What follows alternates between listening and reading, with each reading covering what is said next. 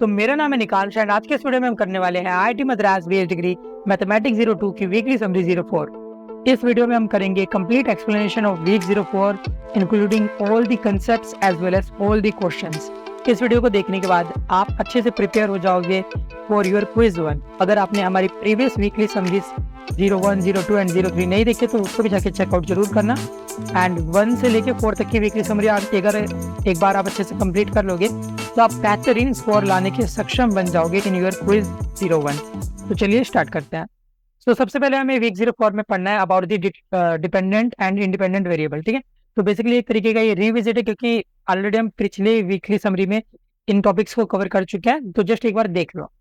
तो देखो, linearly dependent का मतलब होता है कि अगर आपके पास एक वेक्टर स्पेस है V, ये जो वेक्टर स्पेस होता है एक बहुत बड़ा सा ग्राउंड होता है, बहुत बड़ी जगह होती है जिसके अंदर बहुत सारे वेक्टर्स आपके लाई कर होते हैं, जैसे V1 हो गया, V2 हो गया, V3 हो गया, V4 हो गया, ऐसे बहुत सारे होते हैं अप टू Vn। ठीक है, तो देखो आपके पास यहाँ पे लिखा हुआ है कि V1 से लेके Vn तक आपके पास एक सेट ऑफ वेक्टर है जो कि वेक्टर स्पेस V के अंदर लाई कर रहा है। ओके, अब देखो V1 से लेके Vn तक का ये जो सेट बना हुआ है इसको हम लीनियरली डिपेंडेंट कहेंगे अगर ये एक प्रॉपर्टी फॉलो कर रहा होगा। देखो, अगर आपके पास ये जो जनरल इक्वेशन होती है A1 V1 plus A2 V2 plus ऐसे करते करते AN VN तक, देखो मैंने A1 X1 की फॉर्म में बताया था, इन्होंने A1 V1 की फॉर्म में बताया, तो मीनिंग तो सेम है। देखो, A1 आपका कांस्टेंट रहता है, स्केलर कांस्टेंट इसको कहते हैं, जो V होता है या X होता है ये आपका यहाँ पे रिप्रेजेंट कर रहा होता है वेक्टर को।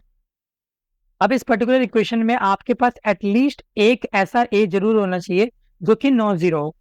ठीक है, देखो at least 1 A must be non zero.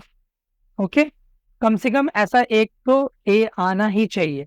अगर यहाँ पे सारे A अगर जीरो हो जाएंगे तो ये आपका लीनियरली इंडिपेंडेंट कहलाएगा। ठीक है, देखो यहाँ पे लिखा हुआ है कि if the only choice of scalar A1 A2 AN तक, यहाँ पे आपका इस प्रकार है कि सारे A आपके यहाँ पे क्या है, जीरो के इक्वल है।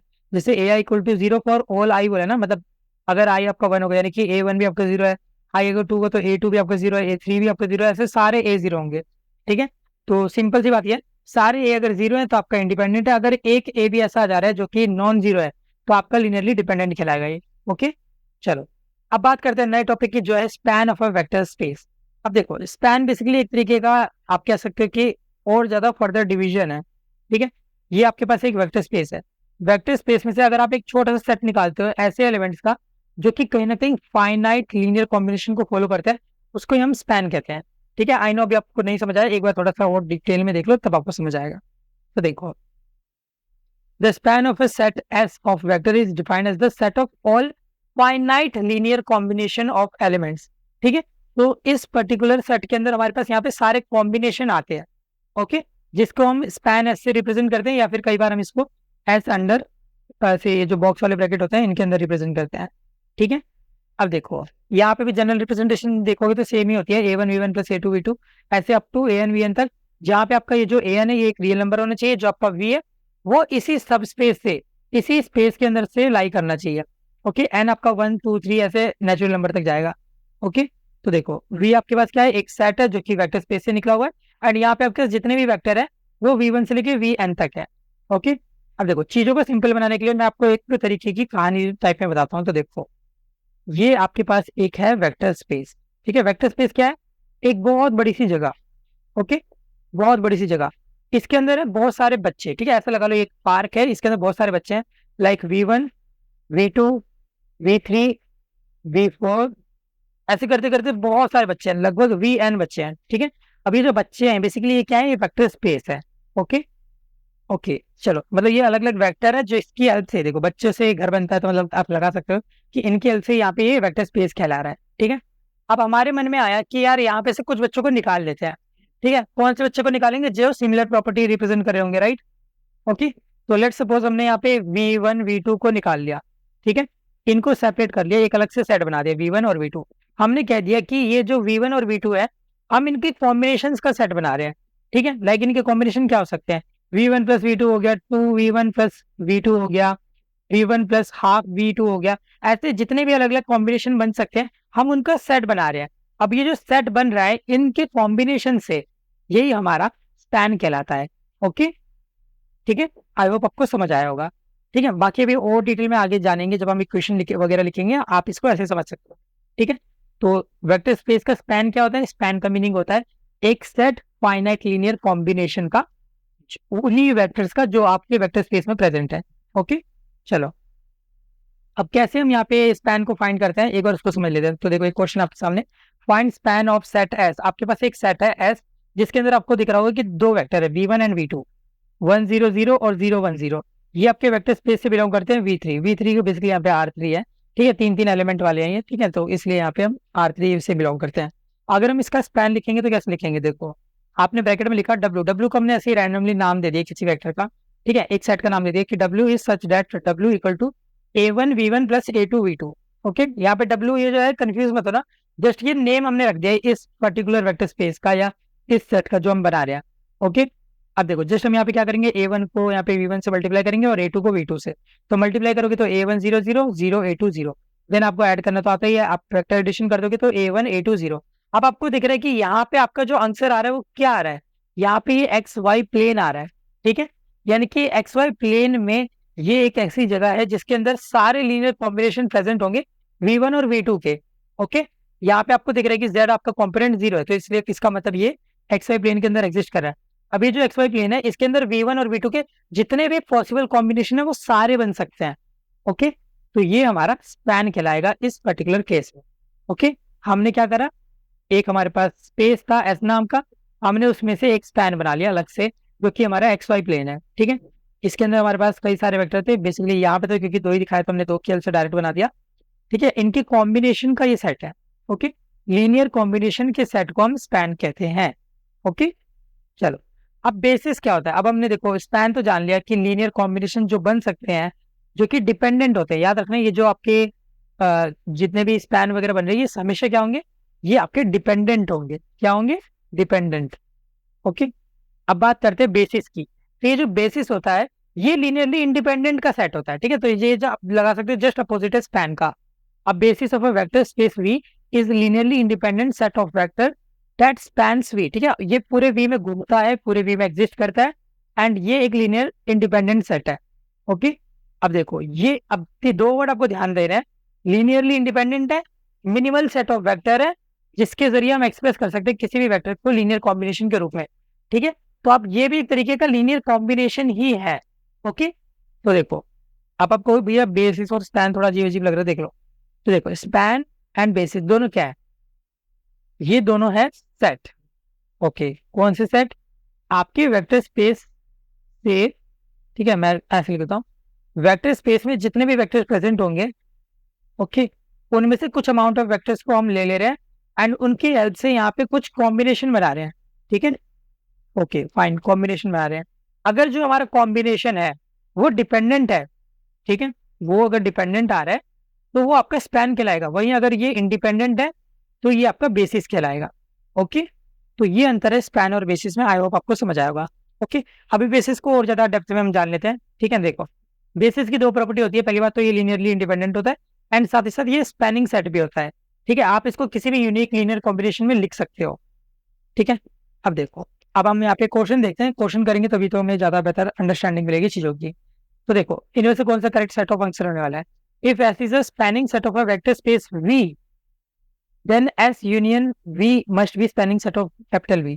तो देखो अगर आपके पास जो एस है ये एक स्पैनिंग सेट है, ठीक है, इसके अंदर सारे लीनियर कॉम्बिनेशन प्रेजेंट है आपके वेक्टर स्पेस V के, तो अगर आप इसके अंदर कोई एक वेक्टर अलग से ऐड कर दोगे छोटा v, जो कि यहाँ पे अगेन ये इसी वेक्टर स्पेस का हिस्सा है, तो क्या आपका ये जो सेट है ये अभी भी स्पैनिंग सेट रहेगा? बिल्कुल रहेगा। देखो आपने ऐसे करा कि आपके पास एक स्पैनिंग सेट था, स्पैनिंग सेट में क्या है, यहाँ पे आपके पास मान लो v1 v2 के लीनियर कॉम्बिनेशन प्रेजेंट थे v3। ओके, ये आपने निकाला था एक बड़े जैसे वेक्टर स्पेस से जिसके अंदर v1 v2 v3 v4 v5 ये सब प्रेजेंट थे। अब मान लो आप क्या कर रहे हो, आप यूनियन कर रहे हो, यूनियन मतलब आप एक यहाँ पे कोई v नाम का वेक्टर है उसको उठा के इसमें ऐड कर रहे हो, ठीक है। अगर आप ये सेम स्पेस से वेक्टर को उठा के ला रहे हो तो इसके स्पैनिंग चीज पे कोई फर्क नहीं पड़ने वाला है, इसकी स्पैनिंग सेम रहेगी। ओके, ये अभी भी स्पैनिंग सेट कहलाएगा, तो ए यहाँ पे करेक्ट ऑप्शन हो जाएगा, ठीक है।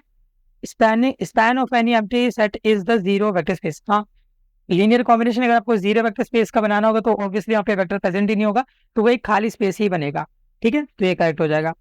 If S is a spanning set of a vector space V then S, ये जो साइन इसका मतलब होता है रिमूवल, ठीक है, रिमूवल कह लो या आप कह सकते हो कि एक्सक्लूड वी। अगर आप इसमें से एक वी को निकालोगे तो ये स्पैनिंग सेट नहीं होगा। ओके, अब ये स्पैनिंग सेट इन्होंने बोला कि ये तो स्पैनिंग सेट होगा, बट देखो प्रॉपर्टी लूज करने से प्रॉपर्टी जाती है, ठीक है, सिंपल सी बात है।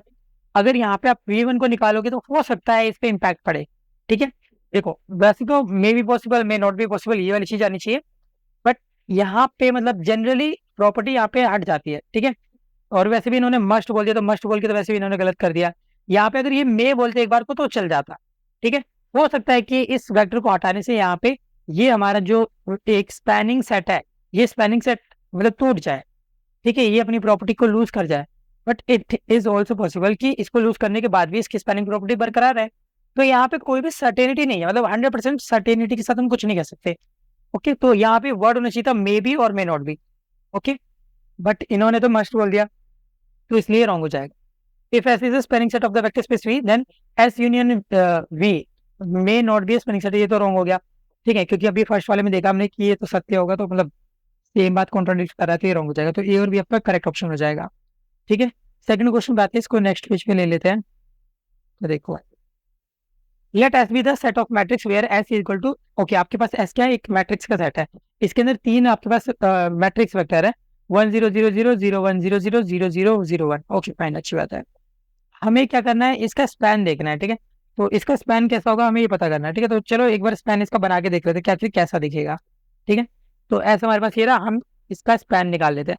तो स्पैन निकालने के लिए आपको पता है कि हमने अभी देखा था A1 V1 plus A2 V2 plus A3 V3 हम करेंगे, क्योंकि यहाँ पे तीन ही है तो तीन के साथ ही हम यहाँ पे सारा खेला खेलेंगे, ठीक है।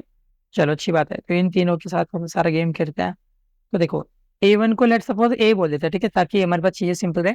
A1 को A मान लेते हैं, A2 को B मान लेते हैं, A3 को C मान लेते हैं, ठीक है, ताकि दिखने में थोड़ा सही लगे। तो देखो 1 0 0 0 प्लस B 0 1 0 0 प्लस C 0 0 0 1।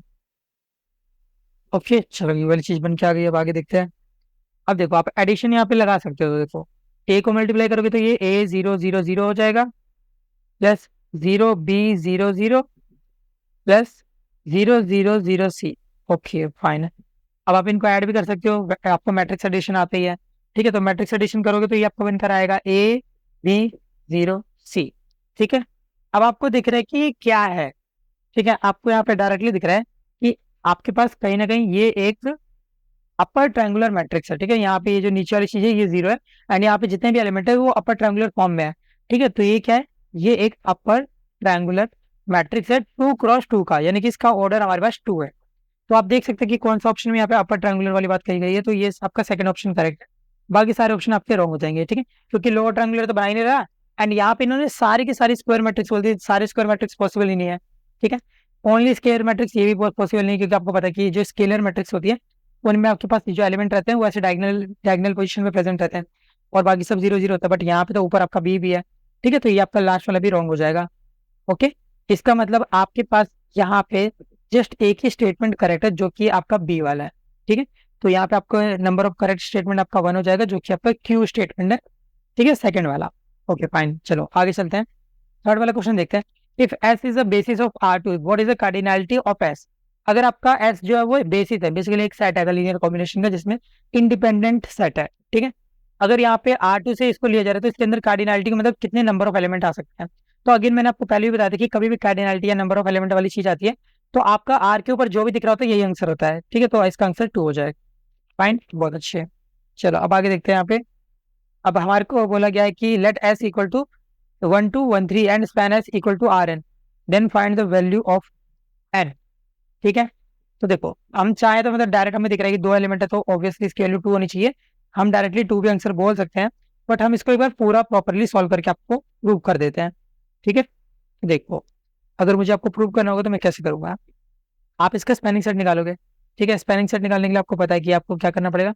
ए वन को चलो ए बोल देते हैं, A1 V1 plus A2 V2, ठीक है। तो A2 को B बोल दिया और V2 को आपने 1 3 लिख दिया। चलो तो A2A प्लस B3B, ओके, बहुत अच्छे। अब देखो A plus B 2A plus 3B, fine. Okay, आपको क्या ऐसे स्पेलिंग सेट एग्जिस्ट करेगा आपको ये देखना है, ठीक है। तो आप क्या करोगे, इसको इक्वेट कर दोगे एक्स कॉमा जीरो से, ठीक है। आपको चेक करना है कि मतलब ऐसा कौन सा एलिमेंट होगा कि जिसके अंदर ये वाली वैल्यू एग्जिस्ट करेगी। तो आप एक्स कॉमा वाई से इसको इक्वेट करोगे, ठीक है। हम ये एक्स और ठीक है। तो देखो, एक्स आपका हो जाएगा यहाँ पे ए प्लस बी, एंड वाई आपके पास हो जाएगा 2a + 3b, ठीक है। Okay fine. अब देखो, अगर हम यहाँ पे पहली इक्वेशन से ए की वैल्यू निकाले तो ये हो जाएगा बी माइनस एक्स हो जाएगा, राइट। B minus x. देखो 2a, ए की जगह चलो लिख ही देते हैं b - x + 3b, ठीक है। तो ये आपका इक्विवेलेंट आएगा। चलो अब आगे देखते हैं, सॉल्व करते हैं। ठीक है, तो y = 2b - 2x + 3b, right. तो 3 और 2 आपका यहाँ पे साइन मैंने सही लिखा है ना मुझे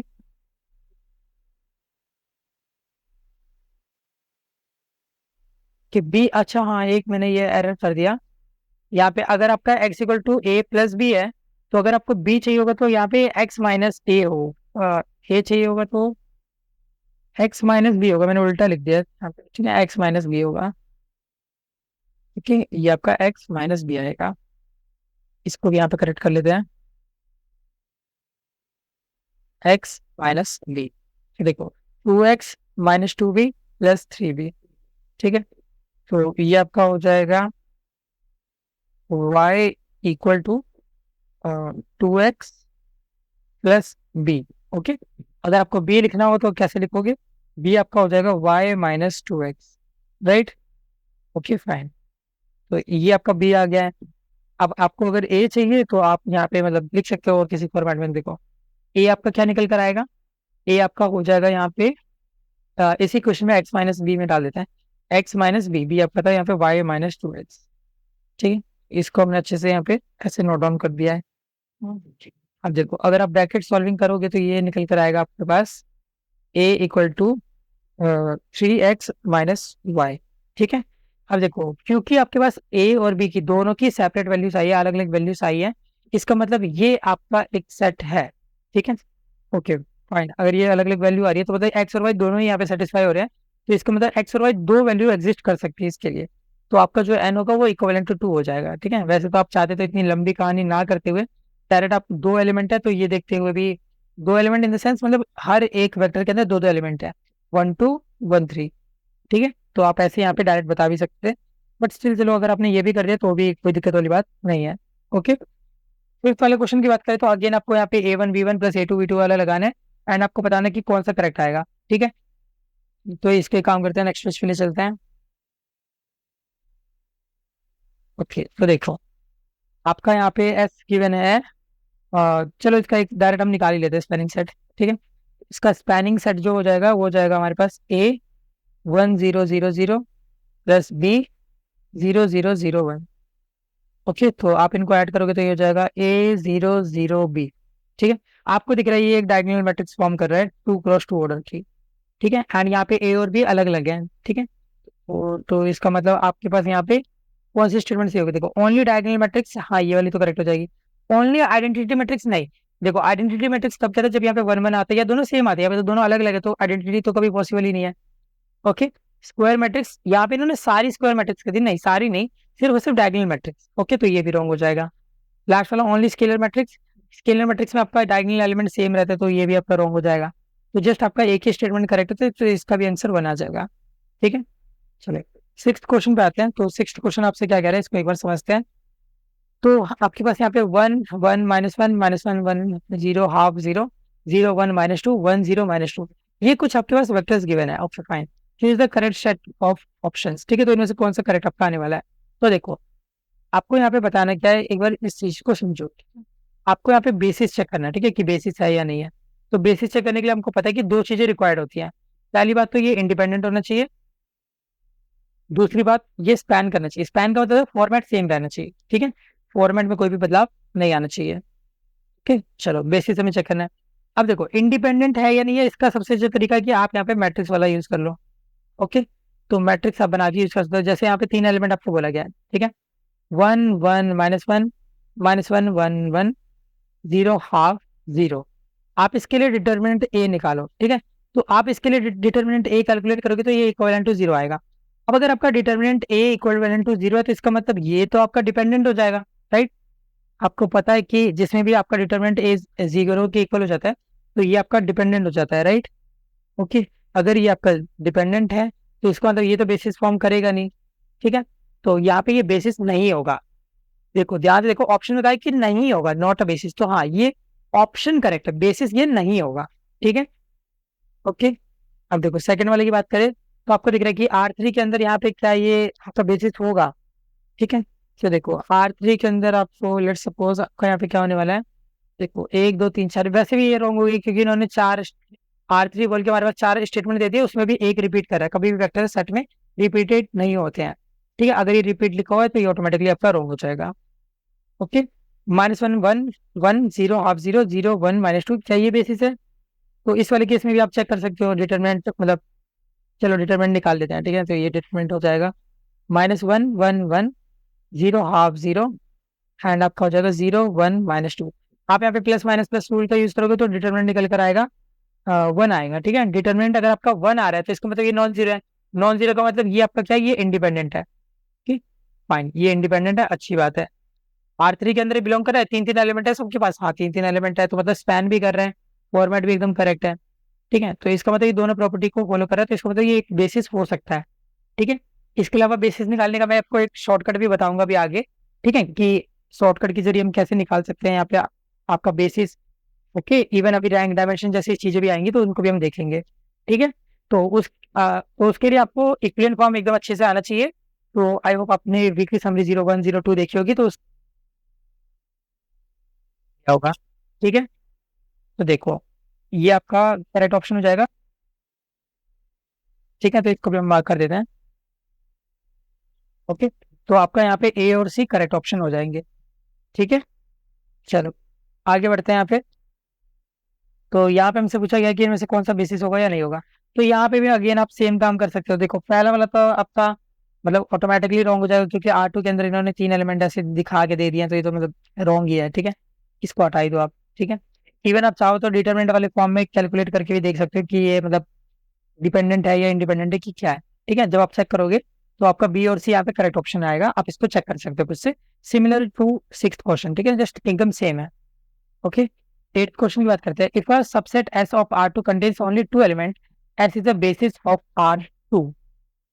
देखो अगर आपके पास एक सबसेट हैगा एस ऑफ R2 का, ओके, तो मतलब यहाँ पे आपका एस बेसिस हो जाएगा। देखो सबसेट ऑफ R2 का मतलब इसके अंदर 2 ही एलिमेंट है, मतलब स्पैन तो कर रहा है, स्पैनिंग वाली कंडीशन तो ट्रू हो रही है। बट यहाँ पे इंडिपेंडेंट होगा या नहीं ये तो हमें नहीं बताया जा रहा ना। अगर इंडिपेंडेंट के बारे में कुछ आइडिया नहीं लग रहा तो मतलब हम इसको टिक नहीं कर सकते, ठीक है। कंप्लीट इन्फो नहीं निकल के आ रहा है। Okay, if a subset S of R3 contain only 1 element then S can never be a basis of R3। हाँ देखो R3 के लिए आपको रिक्वायर्ड होंगे 3 एलिमेंट, ठीक है। अगर यहाँ पे एक ही एलिमेंट है तो ये तो बेसिस फॉर्म कर ही नहीं सकता, तो ये भी रॉन्ग हो जाएगा, लीनियर कॉम्बिनेशन बन ही नहीं पाएगा, ठीक है। मतलब ये बेसिस नहीं होगा। ऑप्शन देखो सही है, बेसिस नहीं होगा, बट इन्होंने खुद ये कहा है कि नहीं होगा, मतलब ऑप्शन करेक्ट है, बात इनकी सही है कि नहीं होगा आपका ये, ठीक है। If a subset S of R contain only 1 non zero element then S is the basis of R। तो हाँ ये भी करेक्ट हो जाएगा। अगर आपके पास एक ही एलिमेंट है तो आप उसके हेल्प से यहाँ पे बोल सकते हो कि वही बेसिस है। ओके, अगर आपके पास यहाँ पे S1 और S2 दो अलग अलग बेसिस है R3 के, तो क्या वो दोनों आपके इक्विवेलेंट होंगे? नहीं, देखो जरूरी नहीं है।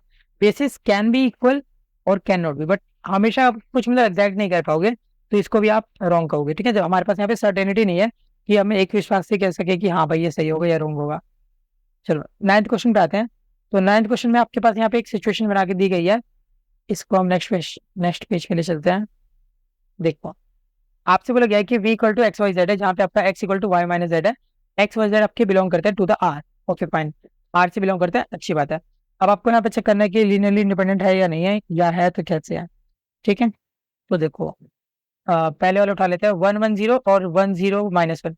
अब देखो यहाँ पे आप मैट्रिक्स मतलब डिटरमिनेंट तो डायरेक्ट कैलकुलेट कर नहीं पाओगे क्योंकि स्केलर तो है नहीं है, मतलब स्क्वायर मैट्रिक्स तो है नहीं है, ठीक है। तो आपको यहाँ पे A1 V1 वाला फॉर्मूला लगाना पड़ेगा। तो A1 1 1 0 प्लस A2 1 0 -1, ठीक है, इक्विवेलेंट टू 0।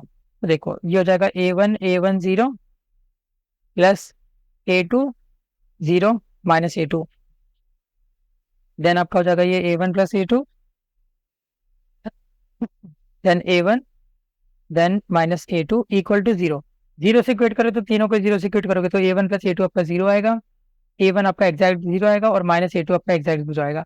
तो A1 तो डायरेक्ट 0 आ गया, अगर A1 0 है तो ऑटोमेटिकली A2 भी 0 हो गया, एंड यहाँ पे माइनस A2 इक्वल टू 0, यहाँ पे भी आपका A2 0 ही होगा। ठीक है, तो ओवरऑल आपका A1 और A2 दोनों ही चीजें यहाँ पे 0 निकल के आ रही है। ठीक है, सेकंड इक्वेशन तो डायरेक्ट आपको क्या दे रही है कि A1 0 है, इसको आप पुट करोगे फर्स्ट इक्वेशन में तो आपका यहाँ पे भी A1 0 निकल के आ जाएगा।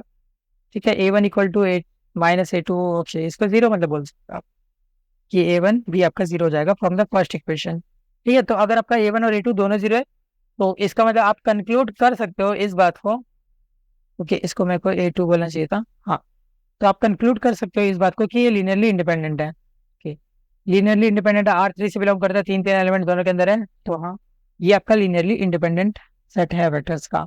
ठीक है, तो पहला वाला आपका यहाँ पे करेक्ट ऑप्शन हो जाएगा।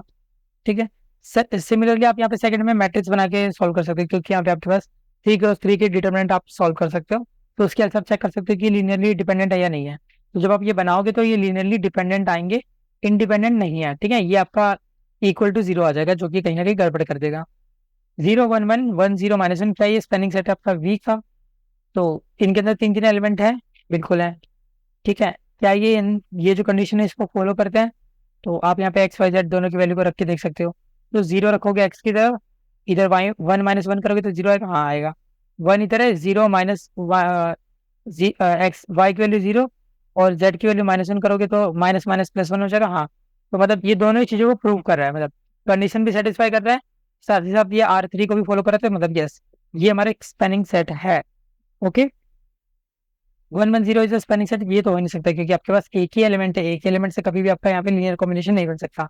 एटलीस्ट दो वेक्टर, जैसे कि आपके ऊपर वाले में यहाँ पे V1 और V2 दो वेक्टर रिक्वायर्ड थे, हमें यहाँ पे इनकी कॉम्बिनेशन बनाने हैं। ठीक है, तो एटलीस्ट आपके पास दो वेक्टर तो होने ही चाहिए ना, अकेले तो कभी भी कॉम्बिनेशन नहीं बन सकता। ठीक है, सिंगल लोग कभी भी शादी मतलब शादी वाला सुख सुख नहीं पा सकते ना। ठीक है, चलो अब बात करते हैं कुछ इंपॉर्टेंट पॉइंट की जो हमें लीनियर इंडिपेंडेंट सेट के बारे में या लीनियर डिपेंडेंट सेट के बारे में पता होना चाहिए। ठीक है, तो देखो आपका जो ये बेसिस के लिए, ठीक है, स्पेशल फॉर बेसिस आप कह सकते हो कि बेसिस के लिए बहुत इंपॉर्टेंट है। देखो बेसिस के लिए आपको दो बातें फॉलो करनी है। ठीक है, पहली बात तो आपका जो बेसिस है वो लीनियरली इंडिपेंडेंट होना चाहिए। दूसरी बात, ये मैक्सिमल लीनियरली इंडिपेंडेंट सेट से बिलोंग करना चाहिए। भाई जो मैक्सिमल लीनियरली इंडिपेंडेंट सेट है इसका मीनिंग क्या है? इसका मतलब ये लीनियरली इंडिपेंडेंट तो है ही, और मैक्सिमल है। मैक्सिमल मतलब अपनी मैक्सिमम पोजीशन पे है, आप इसके ऊपर और ऐड करोगे तो गड़बड़ हो जाएगी। ठीक है, मैक्सिमम अपना रीच कर चुका है ये, आपको इसको और कुछ भी नया वेक्टर देने की जरूरत नहीं है। अगर आप कोई नया वेक्टर देने की कोशिश करोगे, यहाँ पे लिखा हुआ है कि अगर आप अपेंड करोगे, अपेंड मतलब होता है ऐड करना, अगर आप कोई नया वेक्टर ऐड करोगे तो यहाँ पे आपका जो ये लीनियरली इंडिपेंडेंट सेट है ये डिपेंडेंट हो जाएगा, एंड डिपेंडेंट होते ही आपका बेसिस मर जाएगा। ठीक है, तो यहाँ पे मैक्सिमल में आप और कुछ फर्दर ऐड नहीं कर सकते हो, वही आपका जो बेसिस है वो तभी आपका एग्जिस्ट करेगा अगर आपका जो सेट होगा वो मिनिमल लीनियरली डिपेंडेंट सेट के फॉर्मेट में होगा। ठीक है, इसका मतलब है कि पहली बात स्पैन करना चाहिए पूरे वेक्टर में। दूसरी बात, आप यहाँ पे कुछ भी डिलीट नहीं कर सकते, अगर आप डिलीट करोगे तो ये स्पैनिंग प्रॉपर्टी खो देगा। ठीक है, यहाँ पे मुझे ये डिपेंडेंट सेट नहीं बोलना चाहिए, ये मैक्सिमम लीनियरली स्पैनिंग सेट बोल देते हैं। ठीक है, स्पैनिंग सेट। ओके, तो दोनों कंडीशन ये रही। ठीक है, इंडिपेंडेंट होना चाहिए, आप इसमें कुछ भी नया ऐड नहीं कर सकते क्योंकि अपनी मैक्सिमम लीनियरली इंडिपेंडेंट सेट वाली पोजीशन में होना चाहिए। एंड आपका ये जो बेसिस होता है ये तभी एग्जिस्ट करेगा जब आपका जो लाइक लीनियर कॉम्बिनेशन है वो अपनी मिनिमल लीनियरली स्पैनिंग सेट में होगा। मतलब स्पैनिंग, पहली बात तो स्पैनिंग होना चाहिए, एंड यहाँ पे आप कुछ भी डिलीट नहीं कर सकते। ठीक है, तो दोनों कंडीशन को एकदम ध्यान से समझो। मैक्सिमल में आप कुछ भी नया वेक्टर ऐड नहीं कर सकते, अगर ऐड करोगे तो ये इंडिपेंडेंट से डिपेंडेंट हो जाएगा एंड कहीं ना कहीं आपका बेसिस एग्जिस्ट नहीं करेगा। एज वेल एज ये आपका मिनिमल लीनियरली स्पैनिंग सेट भी होना चाहिए। इसका मतलब है ये मिनिमम पोजीशन पे अपनी, आप इसमें से कुछ भी डिलीट नहीं कर सकते। आप ये ऑलरेडी एकदम मतलब जितना हो सकता है उतना नीचे ही गिर चुका है, इसके नीचे आप इसको नहीं गिरा सकते हो। अगर आप गिराने की कोशिश करोगे तब ये टूट जाएगा। ठीक है, तो ये आपका स्पेनिंग सेट नहीं रहेगा। ठीक है, एंड स्पेनिंग सेट नहीं होगा तो ऑब्वियसली बेसिस भी नहीं होगा। चलो क्वेश्चन देखते हैं। अब देखो स्पेनिंग सेट या बेसिस की एक खास बात ये रहती है कि आप इनके अंदर से कुछ भी फॉर्म करोगे तो वो हमेशा अपने फॉर्मेट में रहता है, फॉर्मेट में कभी भी चेंज नहीं आता है। ठीक है, तो कभी भी आपके ऐसा इस टाइप का मैट्रिक्स मैच क्वेश्चन आएगा तो आपको क्या करना पड़ेगा? कंडीशन मैचिंग, कंडीशन मैचिंग, तो यहाँ पे आप कंडीशन मैच करो। जैसे आपको दिख रहा होगा कि पहले में ये जो पहला आपके पास वेक्टर स्पेस गिवन है जिसमें मैट्रिक्स है XY0 0Y0 0XX, ठीक है। आप देखो कि यहाँ पे कौन सा मैट्रिक्स सेम इसी जैसा दिख रहा है, ठीक है। तो आप ध्यान से देखोगे तो आपको दिख रहा होगा ये जो आपके पास यहाँ पे सेकंड वाला है, राइट, सेकंड वाला देखो, x की जगह -1, नीचे दोनों x है, यहाँ पे -1 इधर 0 इधर 0 इधर 0 इधर 0, इधर y का मतलब यहाँ पे 1 लिया हुआ तो 1, y यहाँ पे भी ऊपर यहाँ पे भी 1 है, तो आपको दिख रहा है ये एकदम जुड़वा y है, तो जुड़वा y मतलब सेम आंसर, ठीक है। तो पहला वाला आपका यहाँ पे मैच होगा सेकंड से, तो ए तो आपका करेक्ट है, ठीक है। अब देखो दूसरा वाला अगर रीड करें तो आपका यहाँ पे एक ए मैट्रिक्स है such that A is a diagonal matrix, ठीक है। डायगोनल मैट्रिक्स होना चाहिए एज वेल एज जो सम ऑफ डायगोनल एंट्रीज है वो 0 होना चाहिए, ठीक है। तो यहाँ पे तो डायगोनल एलिमेंट्स है ही नहीं, ठीक है, तो ये तो वैसे ही नहीं होगा। लास्ट वाला देखते हैं, -1 0 1, तो यहाँ पे आपके पास सिर्फ और सिर्फ डायगोनल एलिमेंट्स प्रेजेंट है, -1 1 इधर 0, ठीक है। ओके, मतलब डायगोनल मैट्रिक्स तो है, तो यहाँ पे डायगोनल एलिमेंट्स को ऐड करोगे तो 0 आएगा, -1 + 1 करोगे तो 0, -1 + 1 + 0 करोगे तो भी आपका 0 आएगा, तो यस आपका बी वाला थर्ड से मैच होगा, ठीक है। ये वाला रॉन्ग हो गया, बी वाला थर्ड से, ये वाला आपका करेक्ट है, ठीक है। सी वाला देख लेते हैं, तो आपको दिख रहा है कि यहाँ पे कहीं ना कहीं 0, आपका ये जो बी ऐसे मैंने ड्रॉइंग बनाई, ये आपका 0 होना चाहिए।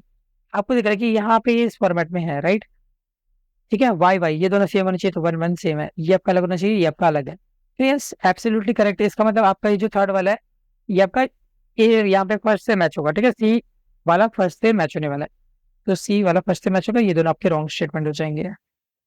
चलो सेकंड क्वेश्चन में आते हैं। अगर आपके पास ऐसे एक सबसेट है R5 का सच दैट स्पैन एफ जो आपका R5 के बराबर है, तो यहाँ पे मिनिमम नंबर ऑफ एलिमेंट क्या पॉसिबल होंगे, चाहे मिनिमम नंबर ऑफ एलिमेंट कह लो, चाहे मैक्सिमम नंबर ऑफ एलिमेंट कह लो, चाहे कार्डिनलिटी कह लो, सबका मीनिंग ये रहता है कि आग के ऊपर जो भी दिखा रहा है वही आपका आंसर हो जाएगा, ठीक है। तो यहाँ पे आपका आंसर क्या हो जाएगा 5, okay. If S is a maximal linearly independent set, okay, S1 जो है वो मैक्सिमल लीनियर इंडिपेंडेंट सेट है, मतलब इसमें आप कुछ भी नया ऐड नहीं कर सकते, और S2 आपका मिनिमल स्पैनिंग सेट है, ओके फाइन, दोनों अच्छी बात है। For any we S1 S2, यहाँ पे आप रिमूव कर रहे हो वी को, इज लीनियरली इंडिपेंडेंट, तो देखो S1 के अंदर आप कुछ रिमूव करोगे तो क्या ये इंडिपेंडेंट रहेगा, देखो ये अपनी मैक्सिमल पोजीशन पे आप इसमें ऐड नहीं कर सकते बट रिमूव कर सकते हो, ठीक है। रिमूव करने में कोई दिक्कत यहाँ पे नहीं है, तो रिमूव कर सकते हो, तो मतलब पहला सही है, ओके, कोई दिक्कत नहीं है, इंडिपेंडेंट था, इंडिपेंडेंट है, ओके। सेकंड वाला रीड करते हैं। For any v belong to S2, अब S2 की बात हो रही है, S2 में से अगर आप कोई वेक्टर को रिमूव करोगे तो ये स्पैनिंग सेट रहेगा, तो देखो ये मिनिमल स्पैनिंग सेट है, मिनिमल मतलब एक अपनी एकदम बॉटम ऑफ पोजीशन पे है, आप इसमें से कुछ भी डिलीट करोगे तो गड़बड़ हो जाएगी, ठीक है। आप यहाँ पे से अगर ये एक्सक्लूड करोगे वी वेक्टर को, तो यहाँ पे आपका ये स्पैनिंग सेट नहीं रहेगा, it will remain no longer spanning set, तो ये आपका रॉन्ग स्टेटमेंट है, okay.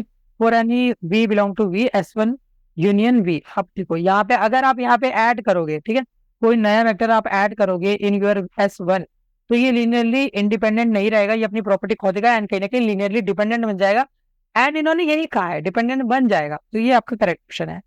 For any v belong to v S2 union v, मतलब S2 के अंदर आप नया वेक्टर ऐड कर रहे हो, तो अगर आप ऐड करोगे तो स्पैनिंग सेट में कोई प्रॉब्लम होगी नहीं, स्पैनिंग सेट को डिलीशन से प्रॉब्लम होती है, एंड जो आपका ये मैक्सिमल लीनियर इंडिपेंडेंट सेट होता है इसको एडिशन से, ठीक है। तो मैक्सिमल वाले में आपको कुछ और नया ऐड नहीं करना है, एंड मिनिमल वाले में कुछ आपको डिलीट नहीं करना है, ठीक है। अगर करोगे तो यहाँ पे गड़बड़ हो जाएगी और सब कुछ उलट पुलट हो जाएगा, ओके, ठीक है। चलो फोर्थ क्वेश्चन पे आते हैं, तो फोर्थ क्वेश्चन आपसे क्या कहते हैं इसको एक बार देख लेते हैं। तो देखो, consider the following subset of R2 with usual addition and scalar multiplication of R2। R2 आपके पास एक वेक्टर स्पेस है जिसको आपने एडिशन और मल्टीप्लिकेशन से प्रूव करा है, यहाँ पे आपके पास दो वेक्टर है V1 और V2, ठीक है। V1 आपका x,0 है एंड V2 आपका 0,y है, राइट, ओके। अब आपसे पूछ रहा है कि कौन सा यहाँ पे सब स्पेस में आएगा कौन सा नहीं आएगा, आपको ये वाली चीज का जवाब देना है। तो क्या ये दोनों आपके R2 से बिलोंग करते हैं, इनके अंदर दो दो एलिमेंट है, बिल्कुल है यहाँ पे, एक दो एक दो, तो यानी कि ये दोनों ही सब स्पेस से फॉर्म करते हैं R2 का, राइट। तो ये तो आपका पहला वाला करेक्ट ऑप्शन होना ही है, ठीक है, तो पहला वाला आपका ट्रू हो गया। अब अगर आप इनका इंटरसेक्शन लोगे V1 इंटरसेक्शन V2, तो क्या ये भी एक सब स्पेस आएगा, एग्जैक्टली अगर दोनों ही सब स्पेस से बिलोंग करते हैं, ऐसा लगा लो कि लेट सपोज दो लोग हैं, दोनों ही इंडिया में रहते हैं, तो उनका जो कॉम्बिनेशन होगा, उनका जो इंटरसेक्शन होगा, उनका जो पुत्र या पुत्री होगी वो भी तो इंडियन ही कहलाएगी ना, वो तो NRI बन नहीं जाएगी, ठीक है, इंडिया में ही रह रहे हो तो बात हो रही है, यस एब्सोल्युटली करेक्ट। सबस्पेस, वो सबस्पेस वाले एलिमेंट से हमने अगर इंटरसेक्शन नहीं है तो हमारा जो नया एलिमेंट आएगा जो इनका कॉम्बिनेशन होगा वो भी एक सबस्पेस में काउंट होगा, ठीक है। यूनियन की बात करें, आप देखो यूनियन में क्या ये चीज पॉसिबल है, यहाँ पे आपको थोड़ा सोचना पड़ेगा, ठीक है। तो दोनों अगर आपके इंडियन है, ठीक है, यूनियन मतलब दोनों को आप ऐड कर रहे हो, ठीक है, इंटरसेक्शन कॉमन पार्ट नहीं देख रहे हो, आप एडिशन ले रहे हो, ठीक है। दोनों वेक्टर का अगर आप एडिशन करोगे तो क्या जो आपका रिजल्टेंट आएगा वो आपका यहाँ पे सही आएगा, आपको ये बताना है। तो यहाँ पे एक बार ट्राई कर लेते हैं, देख लेते हैं। लेट सपोज आपके पास V1 ये रहा, V प्लस प्लस करके देख लेते हैं, ठीक है, ऐड करके। जैसे ही आप इनको ऐड करोगे, यूनियन का मतलब एक तरीके का एडिशन ही होता है, आपको पता होना चाहिए, ठीक है। तो x, 0 प्लस 0, y, तो इसका जो रिजल्टेंट आएगा वो x, y के फॉर्मेट में आएगा, विच इज कम्प्लीटली डिफरेंट। या तो आपका x, 0 आता है या तो 0, y आता है, ये तो कुछ नया ही आ गया x, y। तो ये आपका सबस्पेस से बिलोंग नहीं करेगा, ठीक है। V1 is the subspace of R2 but V2 is not. ये तो रॉन्ग है क्योंकि हमने देखा दोनों ही है, ये भी रॉन्ग है, दोनों ही सबस्पेस में है। 1, 0 is the basis of V1। आपको ये बताना है कि 1, 0 क्या आपका बेसिस है V1 का। तो V1 का फॉर्मेट को फॉलो कर रहा है, फॉर्मेट को फॉलो कर रहा है मतलब यस, ये आपका स्पैनिंग सेट वाली चीज को तो फॉलो कर रहा है। एंड ये 1, 0 तो A1 1, 0 इक्वल टू 0, तो A1 इक्वल टू 0, तो यस ये हमारा लीनियरली इंडिपेंडेंट सेट भी है। तो दोनों ही चीजों को फॉलो कर रहा है, इसका मतलब यस ये स्पैनिंग सेट है। ओके, लास्ट वाली की बात करें तो 0, 1 सेम फॉर्मेट में है, 0, 1 ये V2 के, हाँ बिल्कुल है। ओके, मतलब स्पैनिंग सेट वाली प्रॉपर्टी को तो पूरा कर रहा है। अब अगर हम यहाँ पे बात करें, लेट्स सपोज इसको हम कह देते हैं A1, इसके लिए चेक करते हैं A1 0, y इक्वल टू 0, तो ये हो जाएगा आपके पास 0, A1, ठीक है। तो A1, y इक्वल टू 0, तो आपका यहाँ पे जो A1 है वो भी इक्वल टू 0 आएगा, ठीक है। आप यहाँ पे y की जगह 1 ले रहे काम करो, ठीक है, ज्यादा बेहतर रहेगा। इवन इन्होंने भी तो बन ही लिया है, हम क्यों y ले, ठीक है। तो ये आपका हो जाएगा 0, 1, इधर हो जाएगा ये A1, ठीक है। तो A1 यहाँ से भी डायरेक्ट आपका 0 आ रहा है, इसका मतलब ये लीनियरली इंडिपेंडेंट है। अब linearly independent as well as spanning set दोनों प्रॉपर्टी को फुलफिल कर रहा है, दोनों प्रॉपर्टी को जो फुलफिल करेगा वो आपका बेसिस कहलाएगा। इसका मतलब ये वाला ऑप्शन भी आपका करेक्ट है। तो स्टार्टिंग के दो, लास्ट के दो, ये आपके करेक्ट ऑप्शन हो जाएंगे, ठीक है। चलो फिफ्थ क्वेश्चन पे आते हैं। तो फिफ्थ क्वेश्चन भी सेम टाइप का है, इसको एक बार देख लेते हैं, ठीक है, एकदम आराम से देखते हैं, एकदम चिलो की कोई दिक्कत वाली बात नहीं है। तो V1 और V2 आपके पास यहाँ पे दो वेक्टर है जो कि R2 वेक्टर स्पेस से बिलोंग करते हैं, ठीक है। तो आपके पास एक है x, 0 और V2 दूसरा है, ये है 2x, 0, फाइन, अच्छी बात है। अब देखो, क्या ये दोनों ही आपके R2 में बिलोंग करते हैं? बिल्कुल करते हैं, क्योंकि दोनों के अंदर दो एलिमेंट है, स्पैनिंग सेट है, बिलोंग करते हैं, तो मतलब सब स्पेस तो है ये R2 के, तो ये तो करेक्ट ऑप्शन है। इनका जो इंटरसेक्शन होगा वो भी R2 के अंदर लाई करेगा, बिल्कुल करेगा, क्योंकि देखो अगेन वही सेम लॉजिक है। अगर कॉमन पार्ट देखोगे दोनों में कॉमन क्या आएगा, V1 ही आपका कॉमन आने वाला है, ठीक है।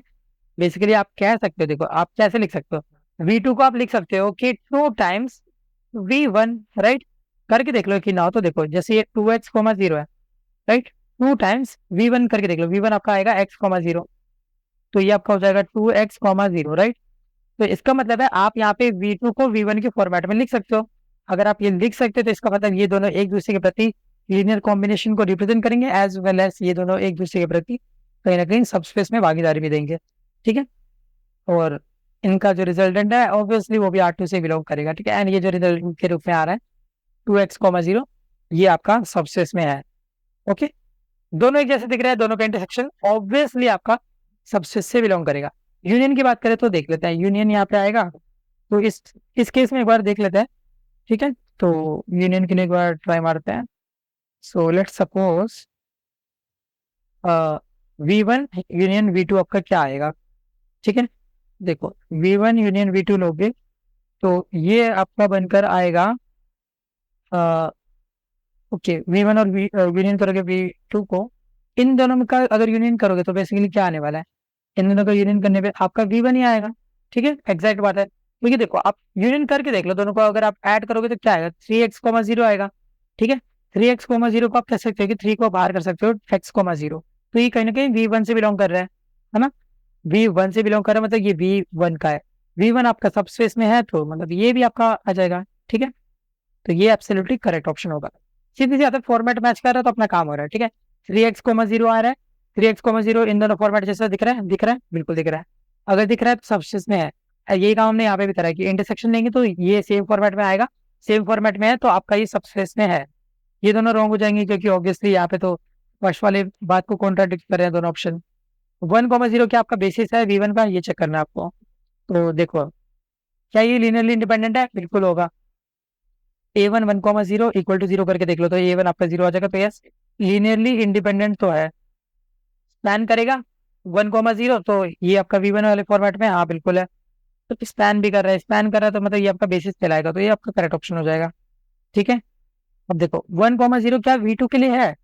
ओके, अब V2 के लिए भाई आप चेक कर सकते हो। 1,0 अगेन ये भी आपका लाइक सेम फॉर्मेट में, मतलब सेम ही बात आएगी, जस्ट 2 को हम बाहर निकालेंगे, कॉमन आउट कर लेंगे। ठीक है, वो क्या है, वो तो कांस्टेंट ही है, तो मतलब सेम प्रॉपर्टी लगा के लीनियरली इंडिपेंडेंट भी है ये, एज वेल एज ये स्पैन भी कर रहा है, तो मतलब ये भी आपका करेक्ट हो जाएगा। ठीक है, आई ना थोड़ा सा कॉम्प्लेक्स हो सकता है, इसको आप एक बार आराम से देखो, समझो, बूझो, एंड सारी चीजों को एकदम अच्छे से लाइक प्रॉपर मैनर में अरेंज करो। ठीक है, जब आप एक बार इन सारी चीजों को एक साथ अरेंज करना सीख जाओगे ना, देन ऑटोमेटिकली आपकी सारी चीजें इतनी आसान हो जाएगी जितना आप सोच भी नहीं सकते हो। प्रैक्टिस लगेगी, बट प्रैक्टिस के साथ साथ आपकी स्किल भी डेवलप होगी। ठीक है, सिमिलर वे में आप इस वाले को भी चेक कर सकते हो, तो ये तो मैं चाहूंगा कि आप इसको एज अ होमवर्क ले लो, वैसे तो आंसर मैं डायरेक्ट आपको बता भी देता हूँ, बट एक बार खुद से भी ट्राई कर लेना है ना, एंड आंसर मैच कर लेना। सी एंड डी इसका करेक्ट ऑप्शन आने वाला है, सेम प्रोसीजर के जरिए। ठीक है, सेवंथ क्वेश्चन की बात करते हैं, तो सेवंथ क्वेश्चन यहाँ पे आपका कुछ नया बन रहा है। ठीक है, आपको बोला जा रहा है कि अगर आपके पास यहाँ पे क्या बेसिस होगा, इनमें से कौन सा following set form a basis of a vector space two cross two lower triangular matrix with usual matrix addition. आपके पास एक लोअर ट्रायंगुलर मैट्रिक्स है। लोअर ट्रायंगुलर मैट्रिक्स का मतलब हो गया कि आपका जो एलिमेंट होगा वो सारा नीचे की तरफ होगा। ए बी सी मान लेते नीचे है, जीरो मान लेते ऊपर है, क्योंकि 2 क्रॉस 2 का है। ओके फाइन, तो ये आपका फॉर्मेट हो गया। फाइन, अब आपको चेक करना है कि इनमें से कौन सा ये चीज को फॉलो करता है। ठीक है, तो पहले वाले को चेक करते हैं, तो पहले वाले को चेक करने के लिए आप लीनियरली इंडिपेंडेंट देखो, तो आप क्या करोगे, हर वेक्टर को, हर मैट्रिक्स का आप यहाँ पे डिटरमिनेंट निकाल के देख सकते हो। ठीक है, या तो आप इनका मतलब ऐड करके डिटरमिनेंट निकाल लो। ठीक है, दोनों में से एक ही बराबर बताएगी। तो अगर आप डिटरमिनेंट चेक करोगे तो सबका डिटरमिनेंट इक्वल टू 0 आएगा, इसका मतलब ये लीनियरली इंडिपेंडेंट है। ठीक है, अब लीनियरली इंडिपेंडेंट है मतलब ये वाली चीज तो चलो वैलिड हो गई। स्पैन करेगा कि नहीं करेगा ये देखना है। स्पैन के लिए आप क्या करो, इन तीनों को ऐड कर दो। ठीक है, ओके, तो अगर आप ऐड करोगे तो क्या बनकर आएगा, ये आपके पास बनकर आएगा 1,0,1,1, राइट। तो आपको दिख रहा है कि कहीं ना कहीं ये सेम फॉर्मेट में आ रहा है, राइट। अगर ये सेम फॉर्मेट में आ रहा है तो इसका मतलब आपका ए करेक्ट है। ठीक है, सिमिलरली आप ये वाला भी चेक करोगे तो सेम फॉर्मेट में आपको दिखेगा, तो ये भी करेक्ट हो जाएगा। थर्ड वाला आपका रॉन्ग हो जाएगा, क्योंकि यहाँ पे सिंगल मैट्रिक्स है। सिंगल मैट्रिक्स कभी भी आपका लीनियर कॉम्बिनेशन नहीं बना सकती है। ठीक है, एंड लास्ट वाला चेक करोगे तो यहाँ पे भी आप चेक कर सकते हो, लीनियर इंडिपेंडेंट है ये सबका। आप चाहो तो यहाँ पे डिटरमिनेंट चेक कर सकते हो, इक्वल टू 0 आएगा, इसका मतलब लीनियरली इंडिपेंडेंट है। एंड स्पैन भी करेगा, क्योंकि तीनों को ऐड करोगे तो कहीं ना कहीं फॉर्मेट में कोई बदलाव नहीं आएगा। ठीक है, आप इन चाहो तो इन तीनों को करके देख सकते हो, देखो -1, 0, 1 एंड -1, ये आपका आएगा। ठीक है, अब देखो यहाँ पे ए बी सी है, तो चाहे कुछ भी हो इससे फर्क नहीं पड़ता, बट आपका ये 0 आ रहा है। ठीक है, ये आपका कहीं ना कहीं एक तरीके का यहाँ पे लोअर ट्रायंगल बन रहा है। ठीक है, लोअर ट्रायंगुलर मैट्रिक्स बन रही है। चलो आगे बात करते हैं यहाँ पे।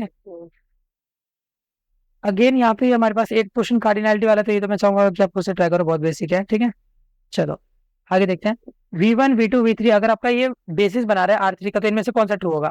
ठीक है, अगर बेसिस बना रहे हो तो आप कोई सा भी टाइप का लीनियर कॉम्बिनेशन ले सकते हो, जैसे V1 V2 V1 plus V3, हाँ एक कॉम्बिनेशन है, बिल्कुल सही। V1 V1 plus V2 V1 plus V3 combination है, सही है, ये भी सही है, ये भी सही है। चाहे कोई सा भी कॉम्बिनेशन आप अपने R3 वेक्टर स्पेस के अंदर कॉम्बिनेशन कोई सा भी ले सकते हो, वो मैटर नहीं करता है। ठीक है, तो सारी ऑप्शन आपके यहाँ पे करेक्ट हो जाएंगे। 10th क्वेश्चन की बात करते हैं, तो 10th में कौन सा करेक्ट होगा, हम क्या हो गया। ठीक है, देखो any minimal spanning set of a vector space v must be a basis of v. तो कोई भी अगर आपका मिनिमल स्पैनिंग सेट है तो क्या वो एक बेसिस होगा। यस, आपने पढ़ा हुआ है कि मिनिमल स्पैनिंग सेट होना चाहिए। मैक्सिमल वाला तो कोई यहाँ पे आता ही नहीं है, मैक्सिमल में आपका लीनियर इंडिपेंडेंसी होना चाहिए। तो एनी मिनिमल, मिनिमल बोल रहे थे रॉन्ग हो जाएगा। मैक्सिमल लीनियर इंडिपेंडेंसी आपको चाहिए रहती है बेसिस फॉर्म करने के लिए, हाँ ये करेक्ट है। तो पहला करेक्ट है, फोर्थ आपका करेक्ट है, एंड पहला डी। और आगे देखते हैं, basis of vector space is unique. तो क्या आपका जो बेसिस होता है वो यूनिक होता है, नहीं ऐसी बात नहीं है। देखो ये हमेशा आपकी एक कॉमन वैल्यू आ भी सकती है, मतलब नहीं भी आ सकती, कुछ ऐसा मतलब गारंटीड नहीं है। ठीक है, तो ये it can be same, it can be unique. ठीक है, वेरी करता है। The number of element of a basis of R3 is 3, हाँ कार्डिनैलिटी रूल। ठीक है, ये करेक्ट हो जाएगा आपका। ठीक है, the number of element of basis of M3 × 3 is 3। नहीं, यहाँ पे आप कुछ एग्जैक्टली नहीं कह सकते, आप R3 वगैरह गिवन होता तो बोल पाते। ठीक है, तो ये आपका रॉन्ग हो जाएगा। एंड इवन 3 × 3 है तो यहाँ पे 9 आना चाहिए, बट ठीक है, इसको आप अभी के लिए रॉन्ग मान लो। ठीक है, there are infinite number of basis of R3, हाँ तो यहाँ पे इनफाइनाइट नंबर ऑफ बेसिस होते हैं, बिल्कुल होता है। ठीक है। देखो जो बेसिस होते हैं बेसिकली वो कॉम्बिनेशन होते हैं, एंड आपको पता होना चाहिए कि नंबर ऑफ एलिमेंट आपके लिमिटेड होते हैं, बट उनके जो कॉम्बिनेशन होते हैं लीनियर कॉम्बिनेशन वो इन्फिनाइट होते हैं।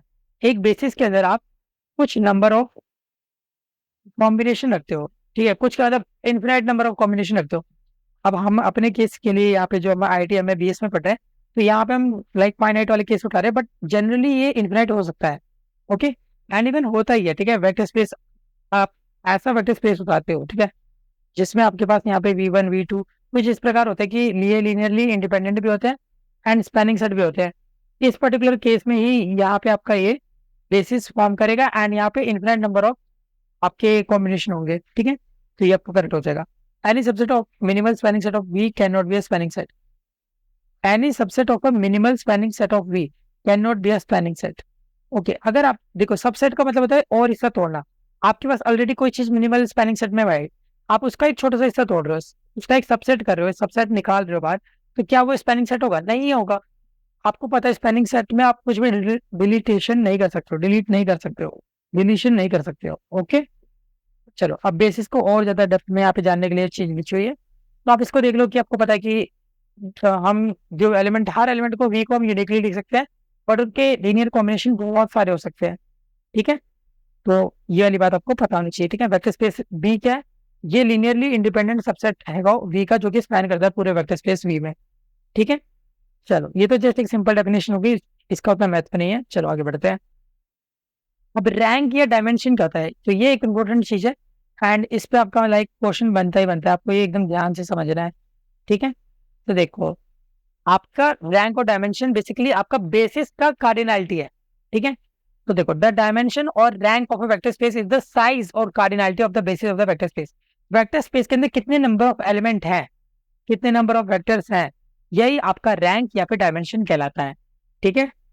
अभी इस particular IITM BS degree course के लिए अगर आपका जो B है वो बेसिस है V का, तो जो रैंक होगा वो नंबर ऑफ एलिमेंट ही होंगे जो B के अंदर प्रेजेंट है, ठीक है। इसको जनरली हम यहाँ पे DIMV या फिर रैंक V से ऐसे रिप्रेजेंट करते हैं, ठीक है। इसको रीड ऐसे करेंगे, dimension of vector space V या फिर rank of vector space V। Okay, चलो अब यहाँ पे कुछ एक बेसिक बातें रिपीट करी गई हैं, आप चाहो तो इनको देख सकते हो ध्यान से, ठीक है। अभी इसका मैं और सिंपल तरीका बताऊंगा डायमेंशन वगैरह कैलकुलेट करने का। तो पहला मेथड तो यही है कि पहले हम चेक करेंगे, ठीक है। लेट सपोज आपके पास यहाँ पे 3 वेक्टर्स हैं, ठीक है, 1 0 0 0 1 0 3 5 0, जो कि आपके R3 वेक्टर स्पेस में स्पैन कर रहे हैं, ठीक है, मतलब यहाँ पे बिलोंग करते हैं। ओके, तो देखो ये 3 हो गए। अब देखो हम अपना दिमाग लगाते हुए खुद से ऑब्जर्व करेंगे कि 3 टाइम्स अगर पहला वाला करोगे प्लस 5 टाइम्स अब दूसरा वाला करोगे तो ये वाली चीज बनकर आएगी, यानी कि यहाँ पे लीनियर कॉम्बिनेशन बन रहा है। अगर लीनियर कॉम्बिनेशन बन सकता है तो मतलब ये आपका डिपेंडेंट है, लीनियरली डिपेंडेंट है। बट हमको स्पैनिंग केस के लिए, सॉरी स्पैनिंग कह रहा हूँ, बेसिस केस के लिए तो हमेशा लीनियरली इंडिपेंडेंट चाहिए होता है, ठीक है। तो इंडिपेंडेंट बनाने के लिए हम क्या करेंगे, 350 को इसमें से उड़ा देंगे, डिलीट कर देंगे। तो अब हमारे पास यहाँ पे 2 एलिमेंट बचे, ठीक है, मतलब 2 वेक्टर्स बचे, एलिमेंट नहीं बोलना चाहिए, 2 वेक्टर्स बचे, 1 0 0 और 0 1 0, ठीक है। अब देखो ये जो आपके रिमेनिंग है, ठीक है, अब ये क्या है आपके, ये लीनियरली इंडिपेंडेंट है, स्पैन भी कर रहे हैं इस वेक्टर स्पेस में, तो इसका मतलब ये जो दोनों है ये आपके कहीं ना कहीं बेसिस कहला रहे हैं। अब कितने नंबर ऑफ एलिमेंट आपके पास, कितने वेक्टर्स है, 2, तो 2 आपके यहाँ पे बेसिस है। ओके, चलो अब आगे चलते हैं। तो आगे हमको यहाँ पे एक बात बताई गई है, इसको एक बार हम ध्यान से समझ लेते हैं। अब मान लो आपके पास एक सेम, मतलब सेम ही मैट्रिक्स है, ठीक है, अलग नहीं है। देखो 3 वेक्टर जो हमने लिए थे 1 0 0 0 1 0 3 5 0, तो 1 0 0 0 1 0 और 3 5 0, हमने सेम मैट्रिक्स को यहाँ पे उठाया है, मतलब सेम वेक्टर्स को उठाया, उनकी हेल्प से एक मैट्रिक्स बना दिया। अब हम मैट्रिक्स की हेल्प से यहाँ पे यूजिंग इक्विलियन फॉर्म, यूजिंग इक्विलियन फॉर्म हम यहाँ पे कैलकुलेट करेंगे रैंक या डायमेंशन को। ओके, तो आप कहोगे भैया कैसे, देखो सारी चीज मैंने यहाँ पे लिखी हुई है, आपको एक बार समझा देता हूँ। सबसे पहले काम आपको करना क्या होगा, आपको पहले वेक्टर्स को कन्वर्ट करना पड़ेगा in your matrix. Okay, matrix में कन्वर्ट करने के बाद आपको जो आपकी मैट्रिक्स है उसको कन्वर्ट करना पड़ेगा इन इक्विलियन फॉर्म, याद रखना रो इक्विलियन फॉर्म। ओके, ये आपका रो इक्विलियन फॉर्म है, आई होप आपको आज याद ही होगा, इक्विलियन फॉर्म। इक्विलियन फॉर्म में कन्वर्ट करने के बाद आपको चेक करना पड़ेगा कि कितनी नंबर ऑफ नॉन जीरो रोज है आपके पास, ठीक है। जितने भी नंबर ऑफ नॉन जीरो रोज होंगी वही आपका रैंक या डायमेंशन आपको देंगे। ओके, ये इक्वल लगा लो यहाँ पे, ये से अच्छा है इक्वल, रैंक या डायमेंशन।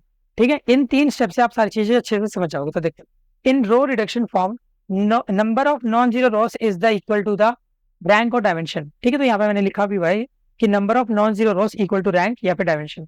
अब जैसे आपके पास यही वाला मैट्रिक्स है, हम इसको कन्वर्ट करें, कन्वर्ट करने के आपको पता है कि 1 के नीचे आपको 0 चाहिए होता है, तो इस वाले 3 को गायब करने के लिए हम क्या करें, रो 3 के अंदर रो 3 माइनस 3 टाइम्स रो 1 कर रहे हैं, तो आपकी ये वाली चीज बन जाएगी।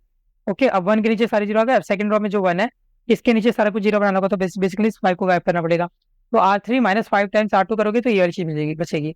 अब आपको दिख रहा है कि यहाँ पे 1 के नीचे यहाँ पे 0 0 है, राइट। हर रो का जो पहला नॉन जीरो एलिमेंट है वो आपका 1 है, एंड जो आपका यहाँ पे लाइक अगर ऑल जीरोस वाली भी कोई रो है तो वो एकदम एंड में प्रेजेंट है। ठीक है, तो ये रो इक्विवेलेंट फॉर्म को एब्सोल्युटली कंफर्म कर रहा है, परफॉर्म कर रहा है। 1 के नीचे सारे एलिमेंट 0। अब हम यहाँ पे देखेंगे कि कितने नंबर ऑफ नॉन जीरो रोज है आपके पास। तो आपके पास यहाँ पे 2 नॉन जीरो रोज है, राइट। अगर 2 नॉन जीरो रोज है इसका मतलब आपका रैंक और डायमेंशन आपका 2 हो जाएगा। ठीक है, अब देखो रैंक और डायमेंशन तो आपको पता चल ही गया, साथ ही साथ आपको बेसिस भी पता चल गया। जो आपका बेसिस होगा ये ऊपर वाली दो जो रिजल्टेंट है यही होगा, 1 0 0 0 1 0, ये आपका क्या होगा, ये आपका बेसिस होगा। ठीक है, तो कोई अगर पूछे कि बेसिस क्या है यहाँ पे, तो आप आराम से बता सकते हो 1 0 0 एंड 0 1 0, राइट। इवन पीछे हमने जब दूसरे फॉर्मेट से ये वाला क्वेश्चन करा था तो आपने देखा भी होगा कि यही आंसर आया था, 1 0 0 एंड 0 1 0, राइट। ओके, अब कुछ और बातें यहाँ पे आपकी एम क्रॉस एन मैट्रिक्स के बारे में, कि कॉलम स्पेस भी रहता है यहाँ पे। ठीक है, तो आपको पता है कि एक मैट्रिक्स के अंदर कॉलम भी रहता है, रो भी रहता है। तो यहाँ पे जो आपका रो जो रैंक होता है, ठीक है, बेसिकली रैंक और डायमेंशन जो होता है वो आपका row rank as well as your column rank के इक्वल होता है। ठीक है, तो बेसिकली यहाँ पे rank, column rank, row rank सबका मीनिंग सेम ही रहता है, सारे सारे एक दूसरे के क्या होते हैं, इक्विवेलेंट होते हैं। चलो क्वेश्चन देखते हैं। ठीक है, तो इस क्वेश्चन में हमसे क्या कह रहे हैं इसको एक बार समझते हैं। The dimension of a vector space is the cardinality of the basis. ठीक है, तो बेसिस का हमेशा देखेंगे, स्पैनिंग सेट का नहीं देखते हैं। बेसिस की कार्डिनैलिटी क्या है, कितने नंबर ऑफ एलिमेंट है, cardinality of the minimal spanning set. Minimal spanning set का मीनिंग भी आपका बेसिस ही होता है। मैक्सिमल लीनियर इंडिपेंडेंट सेट, ये भी आपका बेसिस है। तो बी सी डी आपके करेक्ट ऑप्शन हो जाएंगे। ठीक है, आप देखो यहाँ पे भी अगर आपको यहाँ पे सिमिलर अप्रोच अपनाना है, आपको यहाँ पे दिख रहा है कि आपके पास अलग अलग यहाँ पे वेक्टर्स गिवन है, आपको इनको मैट्रिक्स के फॉर्मेट में ला के इक्विवेलेंट फॉर्म में कन्वर्ट करके देन चेक करना पड़ेगा कि आपका यहाँ पे लाइक रैंक क्या आ रहा है। ठीक है, अब लीनियर इंडिपेंडेंट है या डिपेंडेंट है उसके लिए आप डिटरमिनेंट का यूज कर सकते हो। डिटरमिनेंट आप निकालो, डिटरमिनेंट अगर इक्विवेलेंट टू 0 आ गया तो इसका मतलब ये लीनियरली डिपेंडेंट है। अगर यहाँ पे नॉट इक्वल टू 0 है इसका मतलब ये इंडिपेंडेंट है। ठीक है, लीनियरली इंडिपेंडेंट है। ओके फाइन, बहुत अच्छे। तो आप इसके अकॉर्डिंग मैचिंग वगैरह कर सकते हो। अगर आप मैच करोगे तो आपका यहाँ पे आंसर जो आएगा वो आएगा सी और डी। ठीक है, यहाँ पे मैंने डिपेंडेंट लिख दिया, इंडिपेंडेंट आना चाहिए था ना। ओके फाइन, ठीक है, इस वाली चीज का आपका ध्यान दे रखना है। अब देखो थर्ड क्वेश्चन में आते हैं, the dimension of a vector space 1 cross 2। तो देखो जो यहाँ पे लिखा रहता है वही उतने नंबर ऑफ आपका डायमेंशन होता है मैट्रिक्स में जनरली। 1 क्रॉस 2 है, 2 है, हाँ सही है। 1 2 क्रॉस 1 1 है, गलत है। 3 क्रॉस 3 3 है, गलत है। लास्ट वाला चेक करो, क्या जो बेसिस है वो इसी सेट में बिलोंग करता है। ठीक है, तो क्या मतलब बेसिस आप चेक कर लो, लीनियरली इंडिपेंडेंट है, हाँ है। क्यों, क्योंकि किसी का भी आप डायमेंशन निकालो सब 0 आएगा। ठीक है, तो ठीक है लीनियरली इंडिपेंडेंट है।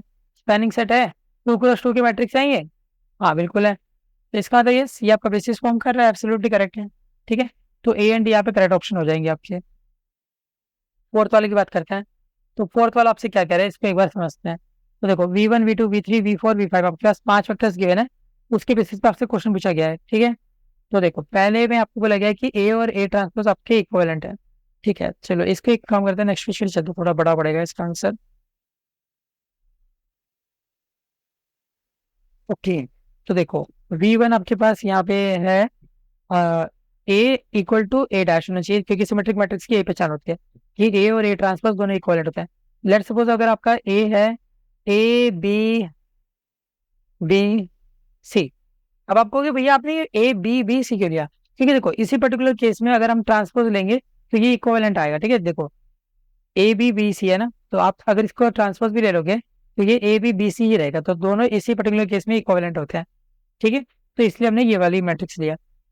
फाइन, अच्छी बात है। कितने नंबर ऑफ एलिमेंट है इसके अंदर, ए बी सी 3 एलिमेंट है, तो मतलब V1 के अंदर यहाँ पे 3 एलिमेंट होने चाहिए। ओके, तो V1 के अंदर यहाँ पे 3 एलिमेंट होने चाहिए, नंबर ऑफ एलिमेंट 3, इसका मतलब रैंक आपका 3 होना चाहिए। तो V1 के लिए 3, हाँ एब्सोल्युटली करेक्ट, पहला ऑप्शन ही करेक्ट आ गया। सेकंड वाला चेक करते हैं। V2 आपको बोल रहा है कि स्केलर मैट्रिक्स है। स्केलर मैट्रिक्स मतलब आपका यहाँ पे ए आपको पता कॉमन रहता है, तो यहाँ पे तो एक ही एलिमेंट है, तो V2 आपका 1 से बिलोंग करना चाहिए। V2 आपका यहाँ पे 3 से बिलोंग कर रहा है, ये एब्सोल्युटली करेक्ट नहीं है, ठीक है, एब्सोल्युटली रॉन्ग है। आदत तो कोई करेक्ट बोलने की गलत। V3 को देखते हैं। V3 आपके पास एक डायगोनल मैट्रिक्स है, तो अगेन डायगोनल मैट्रिक्स में यहाँ पे आपका जो लाइक एलिमेंट होता है वो डायगोनल प्रेजेंट होंगे एंड कहीं ना कहीं अलग भी हो सकते हैं। यहाँ पे 2 एलिमेंट पॉसिबल है, तो V3 के लिए आप यहाँ पे 2 से मल्टीप्लाई 2 से आप इसका ज्वाइंट करोगे बेसिकली, ठीक है। ये भी रॉन्ग हो जाएगा। V4 चेक करो, तो V4 आपके पास यहाँ पे गिवन है एक अपर ट्रायंगुलर मैट्रिक्स, ठीक है। तो अपर ट्रायंगुलर मैट्रिक्स एक बार बना लेते हैं। तो A B C आपके पास ऊपर का 0 नीचे, क्योंकि ये सारे एलिमेंट आपके अपर बाउंड में है, ठीक है।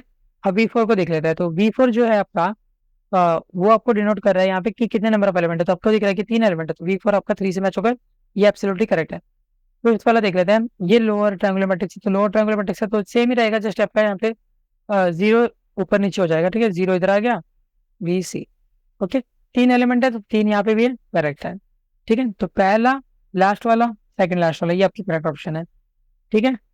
चलो फिफ्थ क्वेश्चन पे आते हैं। तो फिफ्थ क्वेश्चन हमसे क्या कह रहा है, तो फिफ्थ क्वेश्चन आपसे कह रहा है कि आपके पास M1 और M2 दो मैट्रिक्स है, आपको यहाँ पे इनके लिए कुछ इंफॉर्मेशन गिवन है, आप मैच करो, ये ठीक। चलो इसको उठा लेते हैं, नेक्स्ट पेज पे चलते हैं। तो M1 और M2 आपके पास यहाँ पे दो मैट्रिक्स है, इन दोनों मैट्रिक्स को एक बार हम रो इक्विवेलेंट फॉर्म में कन्वर्ट कर लेते हैं, ठीक है। इसका हम रैंक कैलकुलेट करेंगे using R row reduction form या रो इक्विवेलेंट फॉर्म, आप भी कर सकते हो, ठीक है। तो पहले M1 के साथ स्टार्ट करते हैं। तो M1 आपके पास गिवन है 1 4 3 2 2 3 1 4 एंड लास्ट में आपके पास 3 4 2 1, ओके फाइन। चलो 1 के नीचे आपको सब पे 0 बनाना है, तब क्या कर सकते हो, R2 में आप 2 टाइम्स R1 को सब्ट्रैक्ट कर सकते हो। सिमिलरली आप 3 को 0 बनाने के लिए क्या करोगे, R3 में आप यहाँ पे सब्ट्रैक्ट कर सकते हो 3 टाइम्स R1, राइट। तो ये आपका हो जाएगा 1 4 3 2 0 -5 -5 0 0 -8 -7 -5, राइट। बहुत अच्छे। अब आपको चाहिए कि सेकंड रो के अंदर पहला एलिमेंट ये जो नॉन जीरो वाला आ रहा है ये 1 होना चाहिए। तो आप -5 को अगर आपको 1 बनाना है तब क्या करोगे, R2 में डिवाइड कर दो -5 से, ठीक है। तो देखो 0 4 3 2 0 -1 -1 0 0 -8 -7 -5, ओके फाइन, ठीक है। ये सारा हमने लिख दिया, ओके। अब देखो, अब हमें चाहिए कि यहाँ पे जो नीचे ये 8 है ये गायब हो जाए, ठीक है। अच्छा अगर आप -1 से करोगे तो मेरे प्लस में आएगा ना, तो ये प्लस प्लस के कर दो। अब देखो R3 में आप कर सकते हो R3 + 8 टाइम्स R2,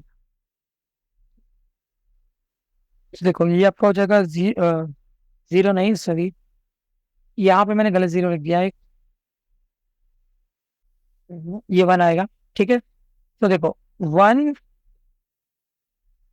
ये 1 4 3 2 0 1 1 0 0 0 1 -5, दैट्स इट, ठीक है।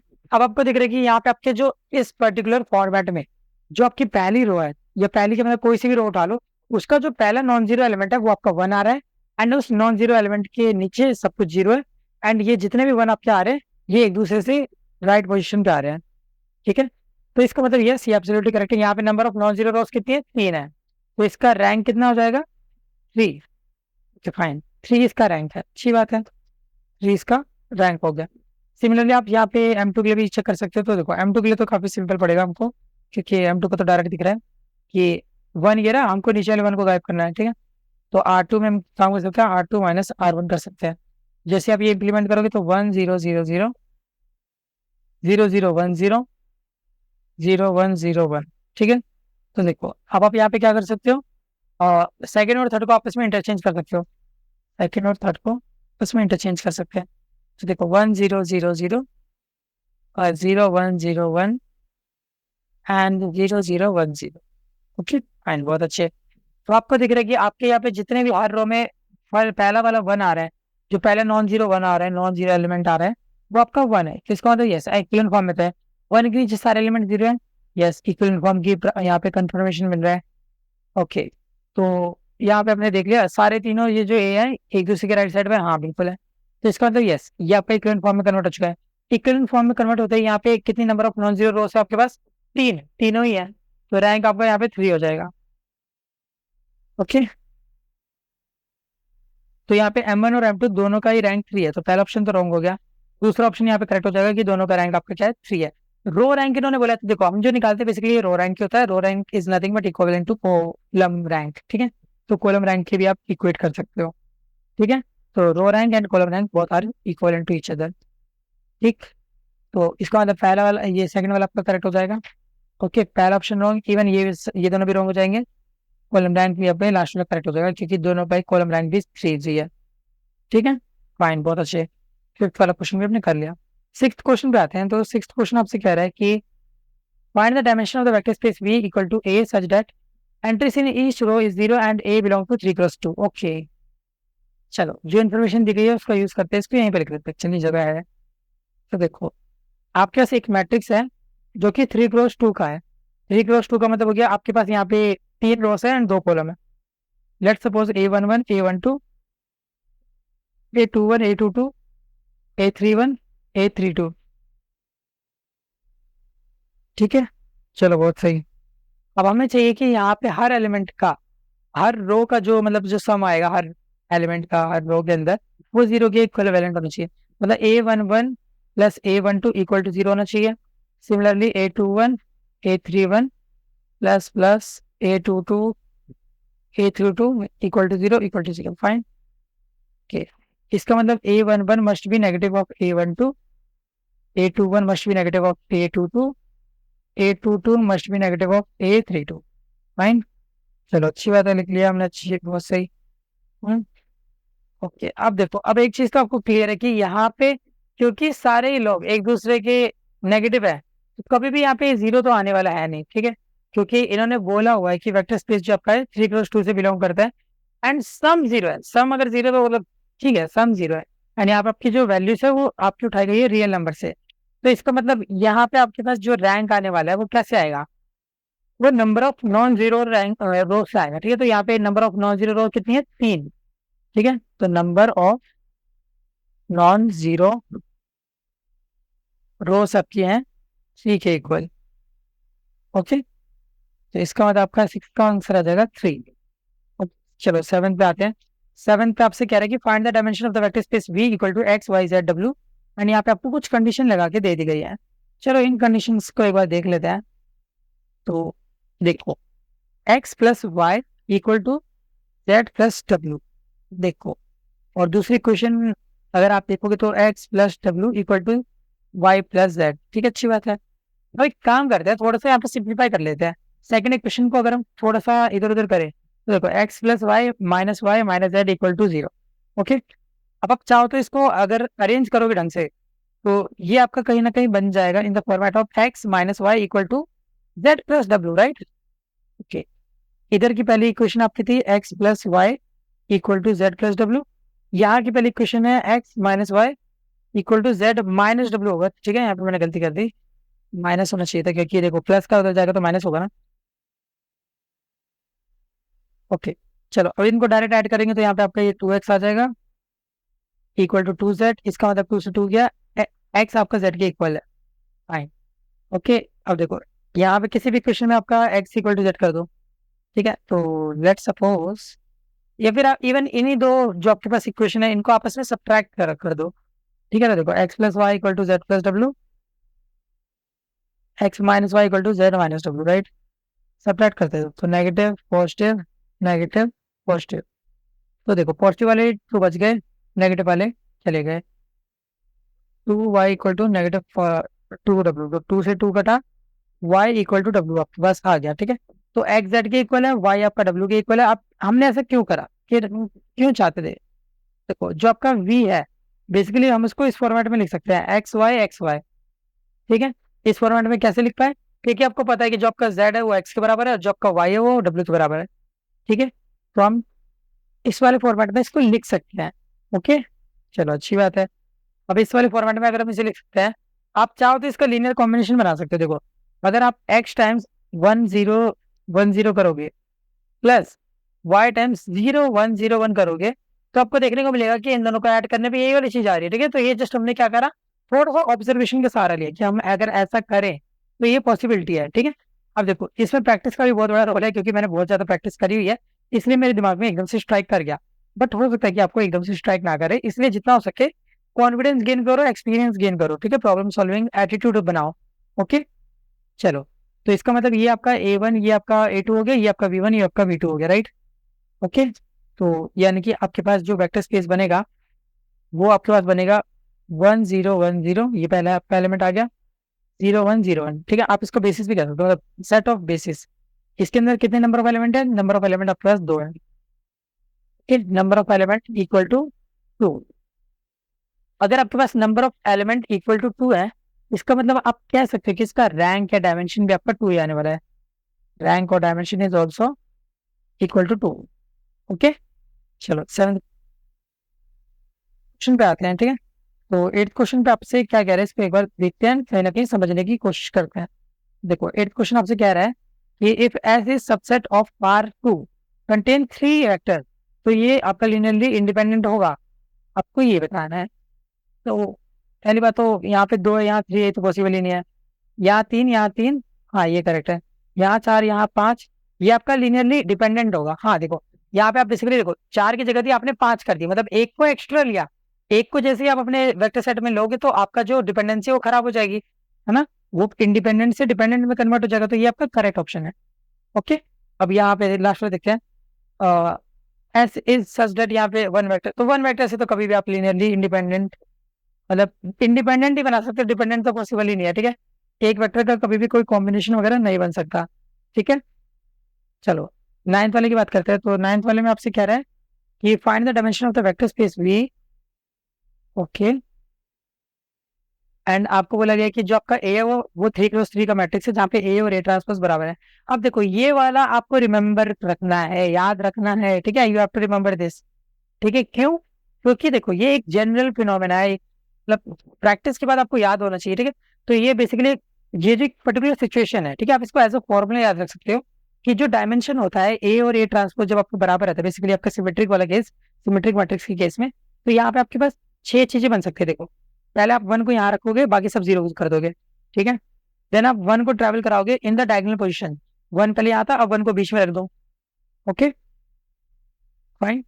देन आप लास्ट में आपके 1 को लास्ट में रख दो। तो डायगनली हम यहाँ पे क्या करा रहे हैं, मूव करवा रहे हैं, ठीक है। 3 तो ऐसे बन गए, अब एक पॉसिबिलिटी और है, ठीक है, 1 1 ऐसे ऐसे रख दो, बाकी सब 0 0 कर दो, ठीक है। देन आप इसको डायगनली मूव कराओ, देखो 1 यहाँ पे, 1 यहाँ पे। ओके, अब यहाँ पे क्या करेंगे, और नीचे ले आएंगे, तो 1 यहाँ 1 यहाँ, ठीक है। तो आपको दिख रहा है कि यहाँ पे जस्ट हम क्या कर रहे हैं, 1 और 2 टाइम 1 को हम क्या कर रहे हैं, यहाँ पे मूव करवा रहे हैं इन द डायगनली, ठीक है, इन द डायगनल वे कह लो या डायगनली कह लो, एक ही बात है, ठीक है। तो आपको दिख रहा है कि 6 मैट्रिक्स ऐसे पॉसिबल है, ठीक है। इन 6 मैट्रिक्स के अंदर ए इक्वल टू ए ट्रांसपोज भी होगा, एंड कहीं ना कहीं ये आपके वेक्टर स्पेस वी से भी बिलोंग करेंगे, ठीक है।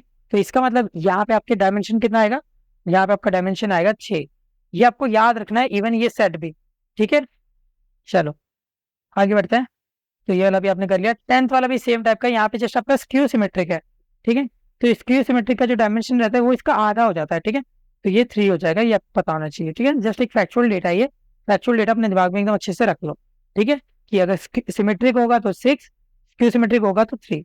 ओके, चलो बात करते हैं यहाँ पे कैसे आप निकाल सकते हो rank and bases using Gauss elimination, जिसको रो रिडक्शन कहते हैं। इसको हम ऑलरेडी डिस्कस कर चुके हैं, बट ठीक है, आप इसको अलग से भी लिखा हुआ है तो इसको एक और बार देख लेते हैं, ठीक है। तो अगेन मैंने आपको पहले ही बता दिया कि आपको मैट्रिक्स बनानी है, रो इक्विवेलेंट फॉर्म में इसको कन्वर्ट करना है, नंबर ऑफ नॉन जीरो रोज होगी, वही आपका रैंक या डायमेंशन होगा।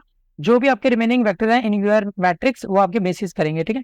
आपके यहाँ पे एग्जाम्पल के लिए 3 वेक्टर दिया गया है, 1 0 1 -2 -3 1 3 3 0। तो आपको हमने क्या करा, इनको एक मैट्रिक्स में कन्वर्ट करा। देन हमने इसको मतलब अलग अलग ऑपरेशन लगाया, तो आपको ऑपरेशन अच्छे से समझ आ गए होंगे। अलग अलग ऑपरेशन लगाने के बाद हमको यहाँ पे इक्विवेलेंट फॉर्म कन्वर्ट हुआ, ठीक है। ये आपका क्या है, ये आपका इक्विवेलेंट फॉर्म है, या इसको आप रो इक्विवेलेंट फॉर्म कह लो, ठीक है, या गॉस फॉर्म कह लो, ठीक है। अलग अलग नाम है, नाम से कोई फर्क नहीं पड़ता, ठीक है, नाम में क्या रखा है, ठीक है। अब आप यहाँ पे देखोगे तो नंबर ऑफ नॉन जीरो रोस आपका 2 आ रही है, यानी कि आपका जो रैंक या डायमेंशन है वो भी 2 आएगा, एंड जो बेसिस है वो आपके ये दोनों ऊपर वाले एलिमेंट्स है, ठीक है। बेसिकली 0 के अलावा जो भी आपका यहाँ पे रो में जो भी एलिमेंट आ रहा है वो आपका वेक्टर फॉर्म करेगा, एंड वही वेक्टर आपका बेसिस होगा, ठीक है। ओके, अब फाइन, अब देखो अब कर ही लिया, तो यहाँ पे अलग अलग क्वेश्चन है, इनको भी ट्राई कर लेते हैं। तो देखो अब आपको यहाँ पे रैंक निकालना है इस मैट्रिक्स का, जो कि आपका यहाँ पे 3x4 वाला है। ठीक है, 3 यहाँ पे आपके पास रो है, 4 आपके पास यहाँ पे कॉलम है। ठीक है, तो सबसे पहले हम क्या कर सकते हैं, हमें चाहिए रहता है कि 1 ऊपर रहे। ठीक है, पहला जो नॉन जीरो एलिमेंट आना चाहिए वो आपका 1 आना चाहिए।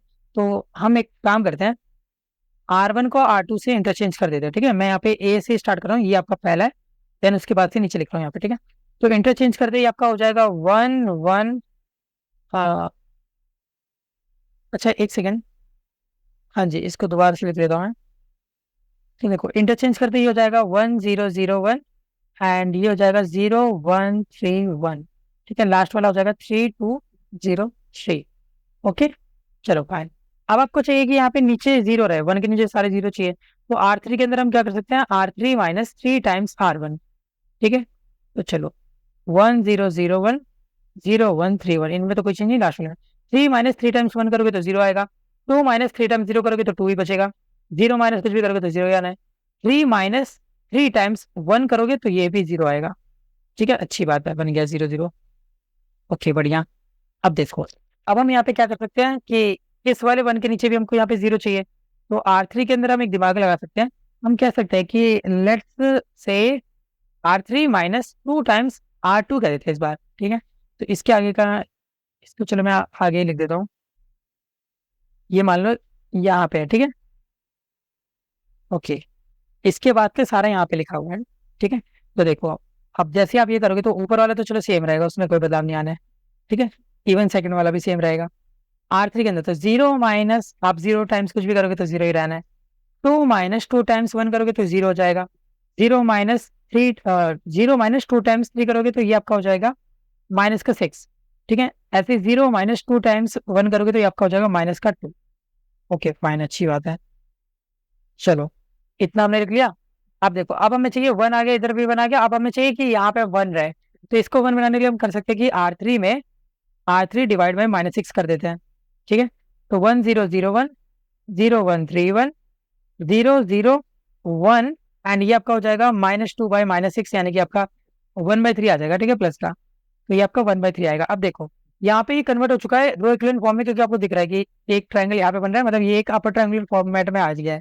ठीक है, इवन आपको दिख रहा है कि हर रो में पहला जो नॉन जीरो एलिमेंट है आपका 1 है, एंड यहाँ पे जितने भी 1 आ रहे हैं वो सारे एक दूसरे के राइट साइड में, एंड 1 के नीचे सब कुछ 0 है। तो मतलब यस, ये आपका कन्वर्ट हो चुका है रो इक्विवेलेंट फॉर्मेट में। अब यहाँ पे आपके पास number of non zero rows कितनी है, number of non zero rows for obvious reason 3 है, 3 आ गया। तो इसका मतलब आपका जो रैंक आ रहा है इस पर्टिकुलर मैट्रिक्स के लिए, तो ये आपका हो जाएगा 3। ठीक है, रैंक बोलो चाहे डायमेंशन बोलो एक ही बात है।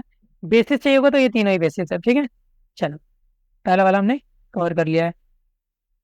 ठीक है, सेकंड वाले की बात करते हैं। तो देखो यहाँ पे आपके पास अलग अलग चीजें दी गई हैं। तो देखो आपके पास एक एस आएगा, एस क्या है, एक सेट ऑफ वेक्टर है जो कि R3 वेक्टर स्पेस से लिया गया है। इसके अंदर आपके पास 1 2 3 4 4 वेक्टर प्रेजेंट है। Let V be a vector space span by the vector ये और ये, तो आपके पास ये दो वेक्टर इनसे हमने स्पैन कराना है। तो आपका जो इनमें से कौन सा ऑप्शन करेक्ट होता है, तो डायरेक्ट ही हो गया।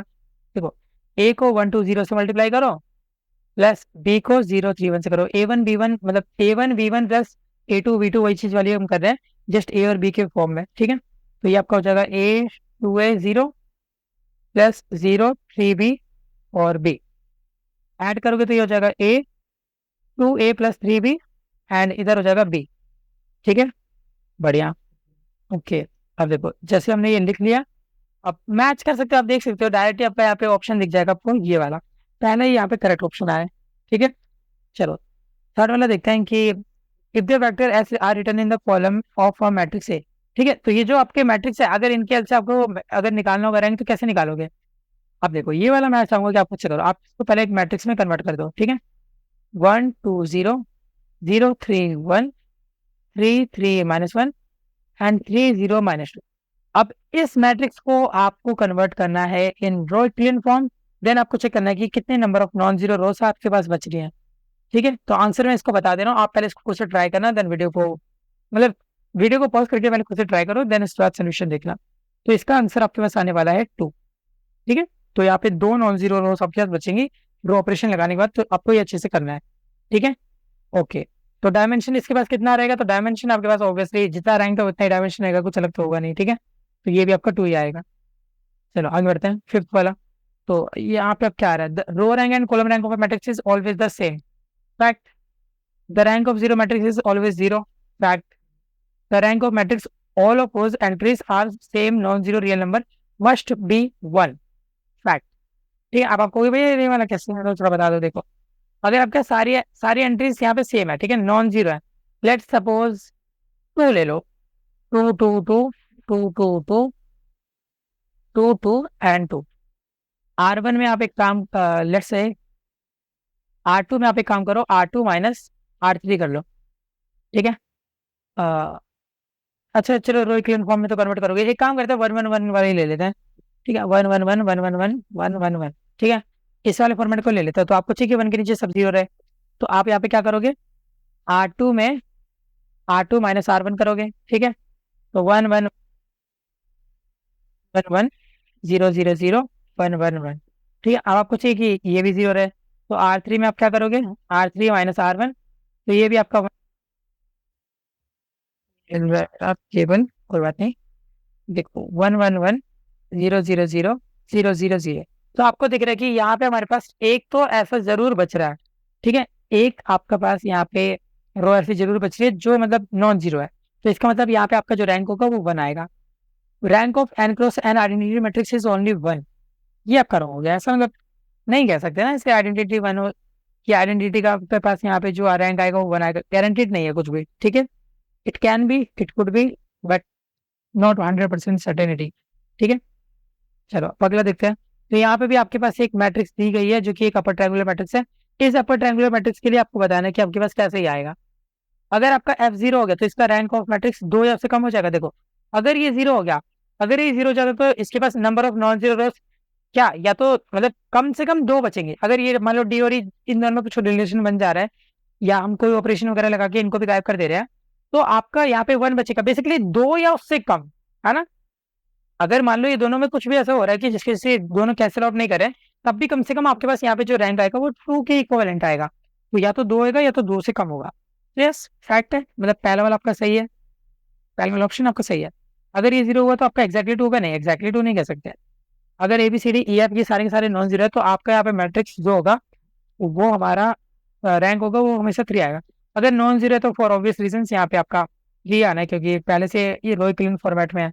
आपको पता है कि अगर कोई भी हमारा अपर ट्रायंगुलर फॉर्मेट में रहता है तो इसी को हम रो इक्विवेलेंट फॉर्म कहते हैं, ठीक है. तो अगर ये रो इक्विवेलेंट फॉर्म में है यहाँ पे सारी चीजें नॉन जीरो है, तो इसका मतलब आपके यहाँ पे number of non zero rows zero है, and sorry non zero rows आपकी जीरो नहीं है, तीनों ही है, ठीक है. तो इसका मतलब आपका रैंक जो 3 हो जाएगा. ओके, लास्ट वाला चेक करते हैं. If A D F are non zero then the rank of the matrix must be 3.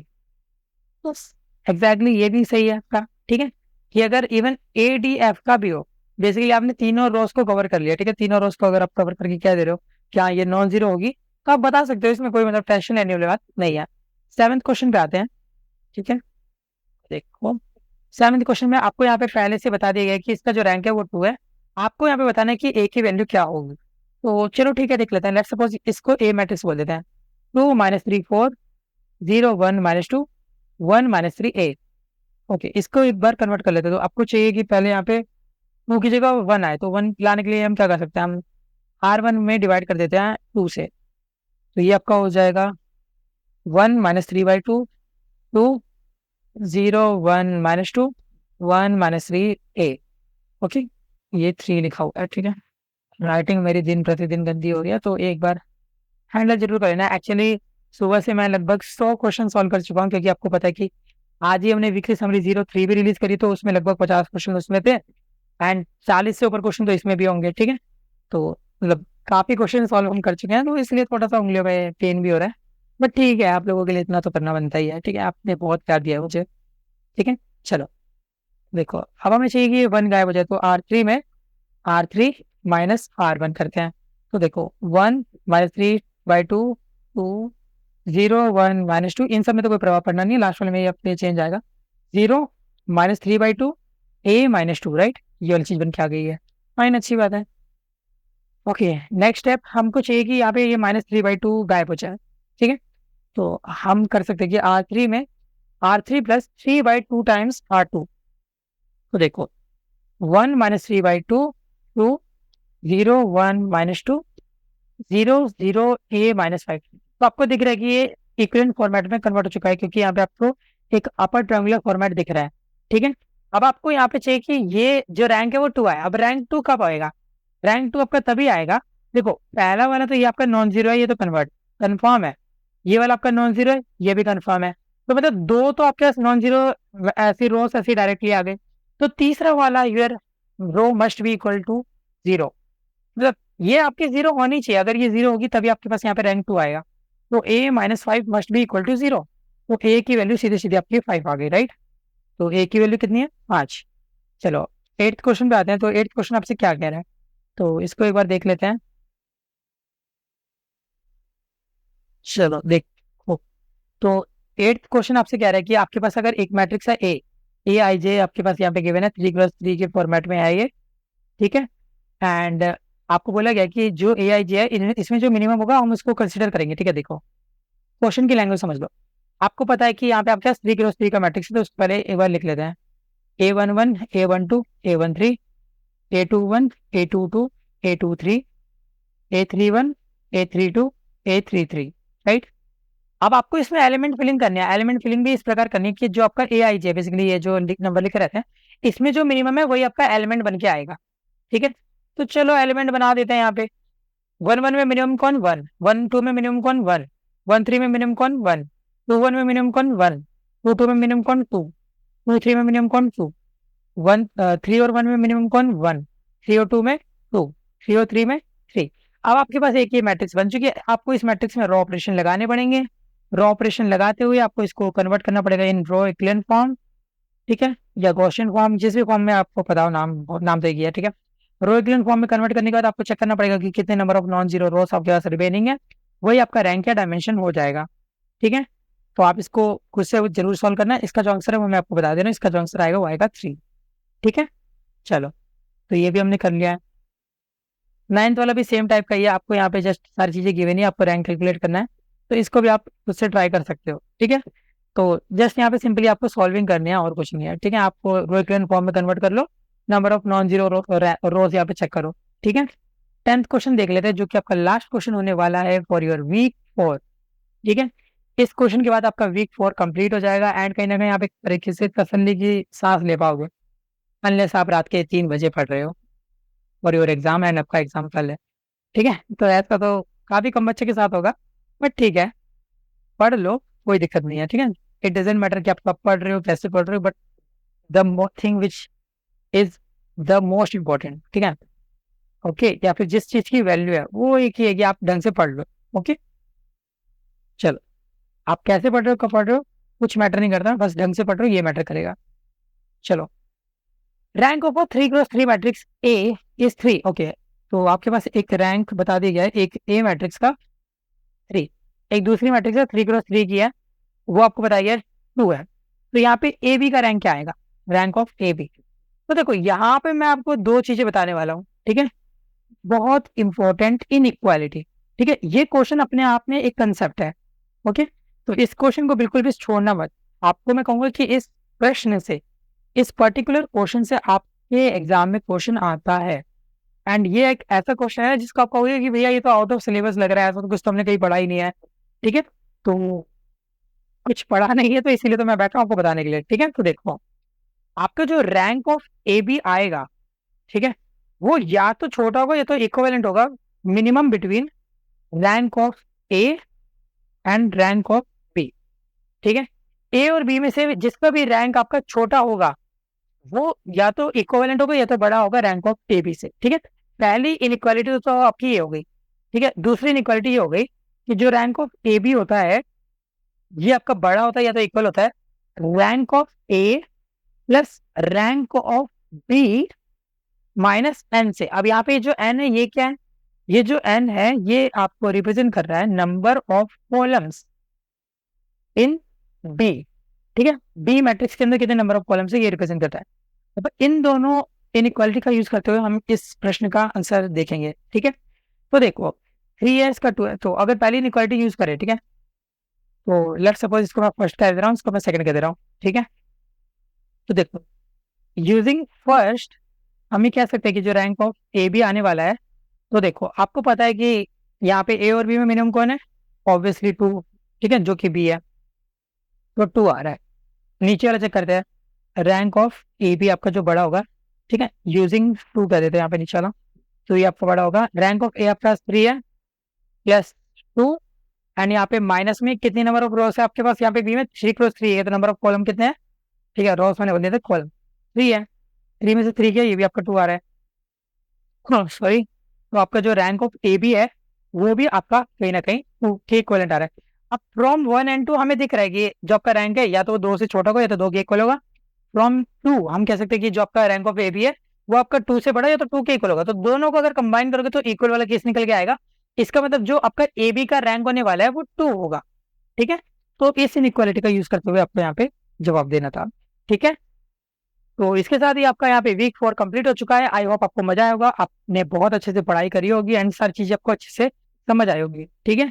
तो थोड़ा सा इस वीडियो में मैं थोड़ा हड़बड़ाया हूँ, या फिर मतलब हड़बड़ाया नहीं, लाइक आप कह सकते हैं कि थोड़ा सा अगर मैं आगे पीछे हो गया हूँ लाइक मेरे बोलने वगैरह में, तो थोड़ा सा मतलब समझ जाना, क्योंकि सुबह से मैं लगातार यहाँ पे लगातार बोल रहा हूँ, लगातार क्लासे ले रहा हूँ, तो थोड़ा मेरा भी गला डाउन हो रहा है। एंड साथ साथ बहुत सारे क्वेश्चन हमने आज करे हैं, तो इसलिए भी थोड़ा सा यहाँ पे मुझे थक गई है, ठीक है। तो हाँ, कोई बात नहीं। अब देखो आपका वीक 4 कंप्लीट हो चुका है। अगर आपने प्रीवियस वीडियो नहीं देखे हैं तो उन वीडियो को जरूर देखना। बाकी अगर हमारी इस जर्नी में सपोर्ट करना चाहते हो तो आप इस क्यूआर कोड के थ्रू जो भी अमाउंट ऑफ मनी आपको सही लगता है वो आप डोनेट कर सकते हो, ठीक है। आपका प्यार है, जितना भी प्यार आप दिखाना चाहो वो आप दिखा सकते हो, ठीक है। चाहे 50 रुपए दो, चाहे 500 रुपए दो, चाहे आप कोई भी अमाउंट ऑफ मनी, जो भी आपको सही लगता है एज पर यूर लाइक, जो भी आपकी कंडीशन है उसके अनुसार, ठीक है, एज पर योर कंडीशन, ठीक है। है तो हम आगे भी और कंटिन्यू ऐसे करते रहेंगे। बहुत सारा कंटेंट आपके पास अभी और आने वाला है, तो चैनल को सब्सक्राइब भी जरूर कर लेना, ठीक है। बाकी अगर आपने हमारे पास अगर आपके पास स्टैट 01 सब्जेक्ट है तो हमने उसकी प्लेलिस्ट भी कंप्लीट कर रखी है, आप उसको भी जाके चेकआउट कर सकते हो। इंग्लिश 01 की प्लेलिस्ट कंप्लीट है तो उसको भी जाके चेकआउट कर सकते हो।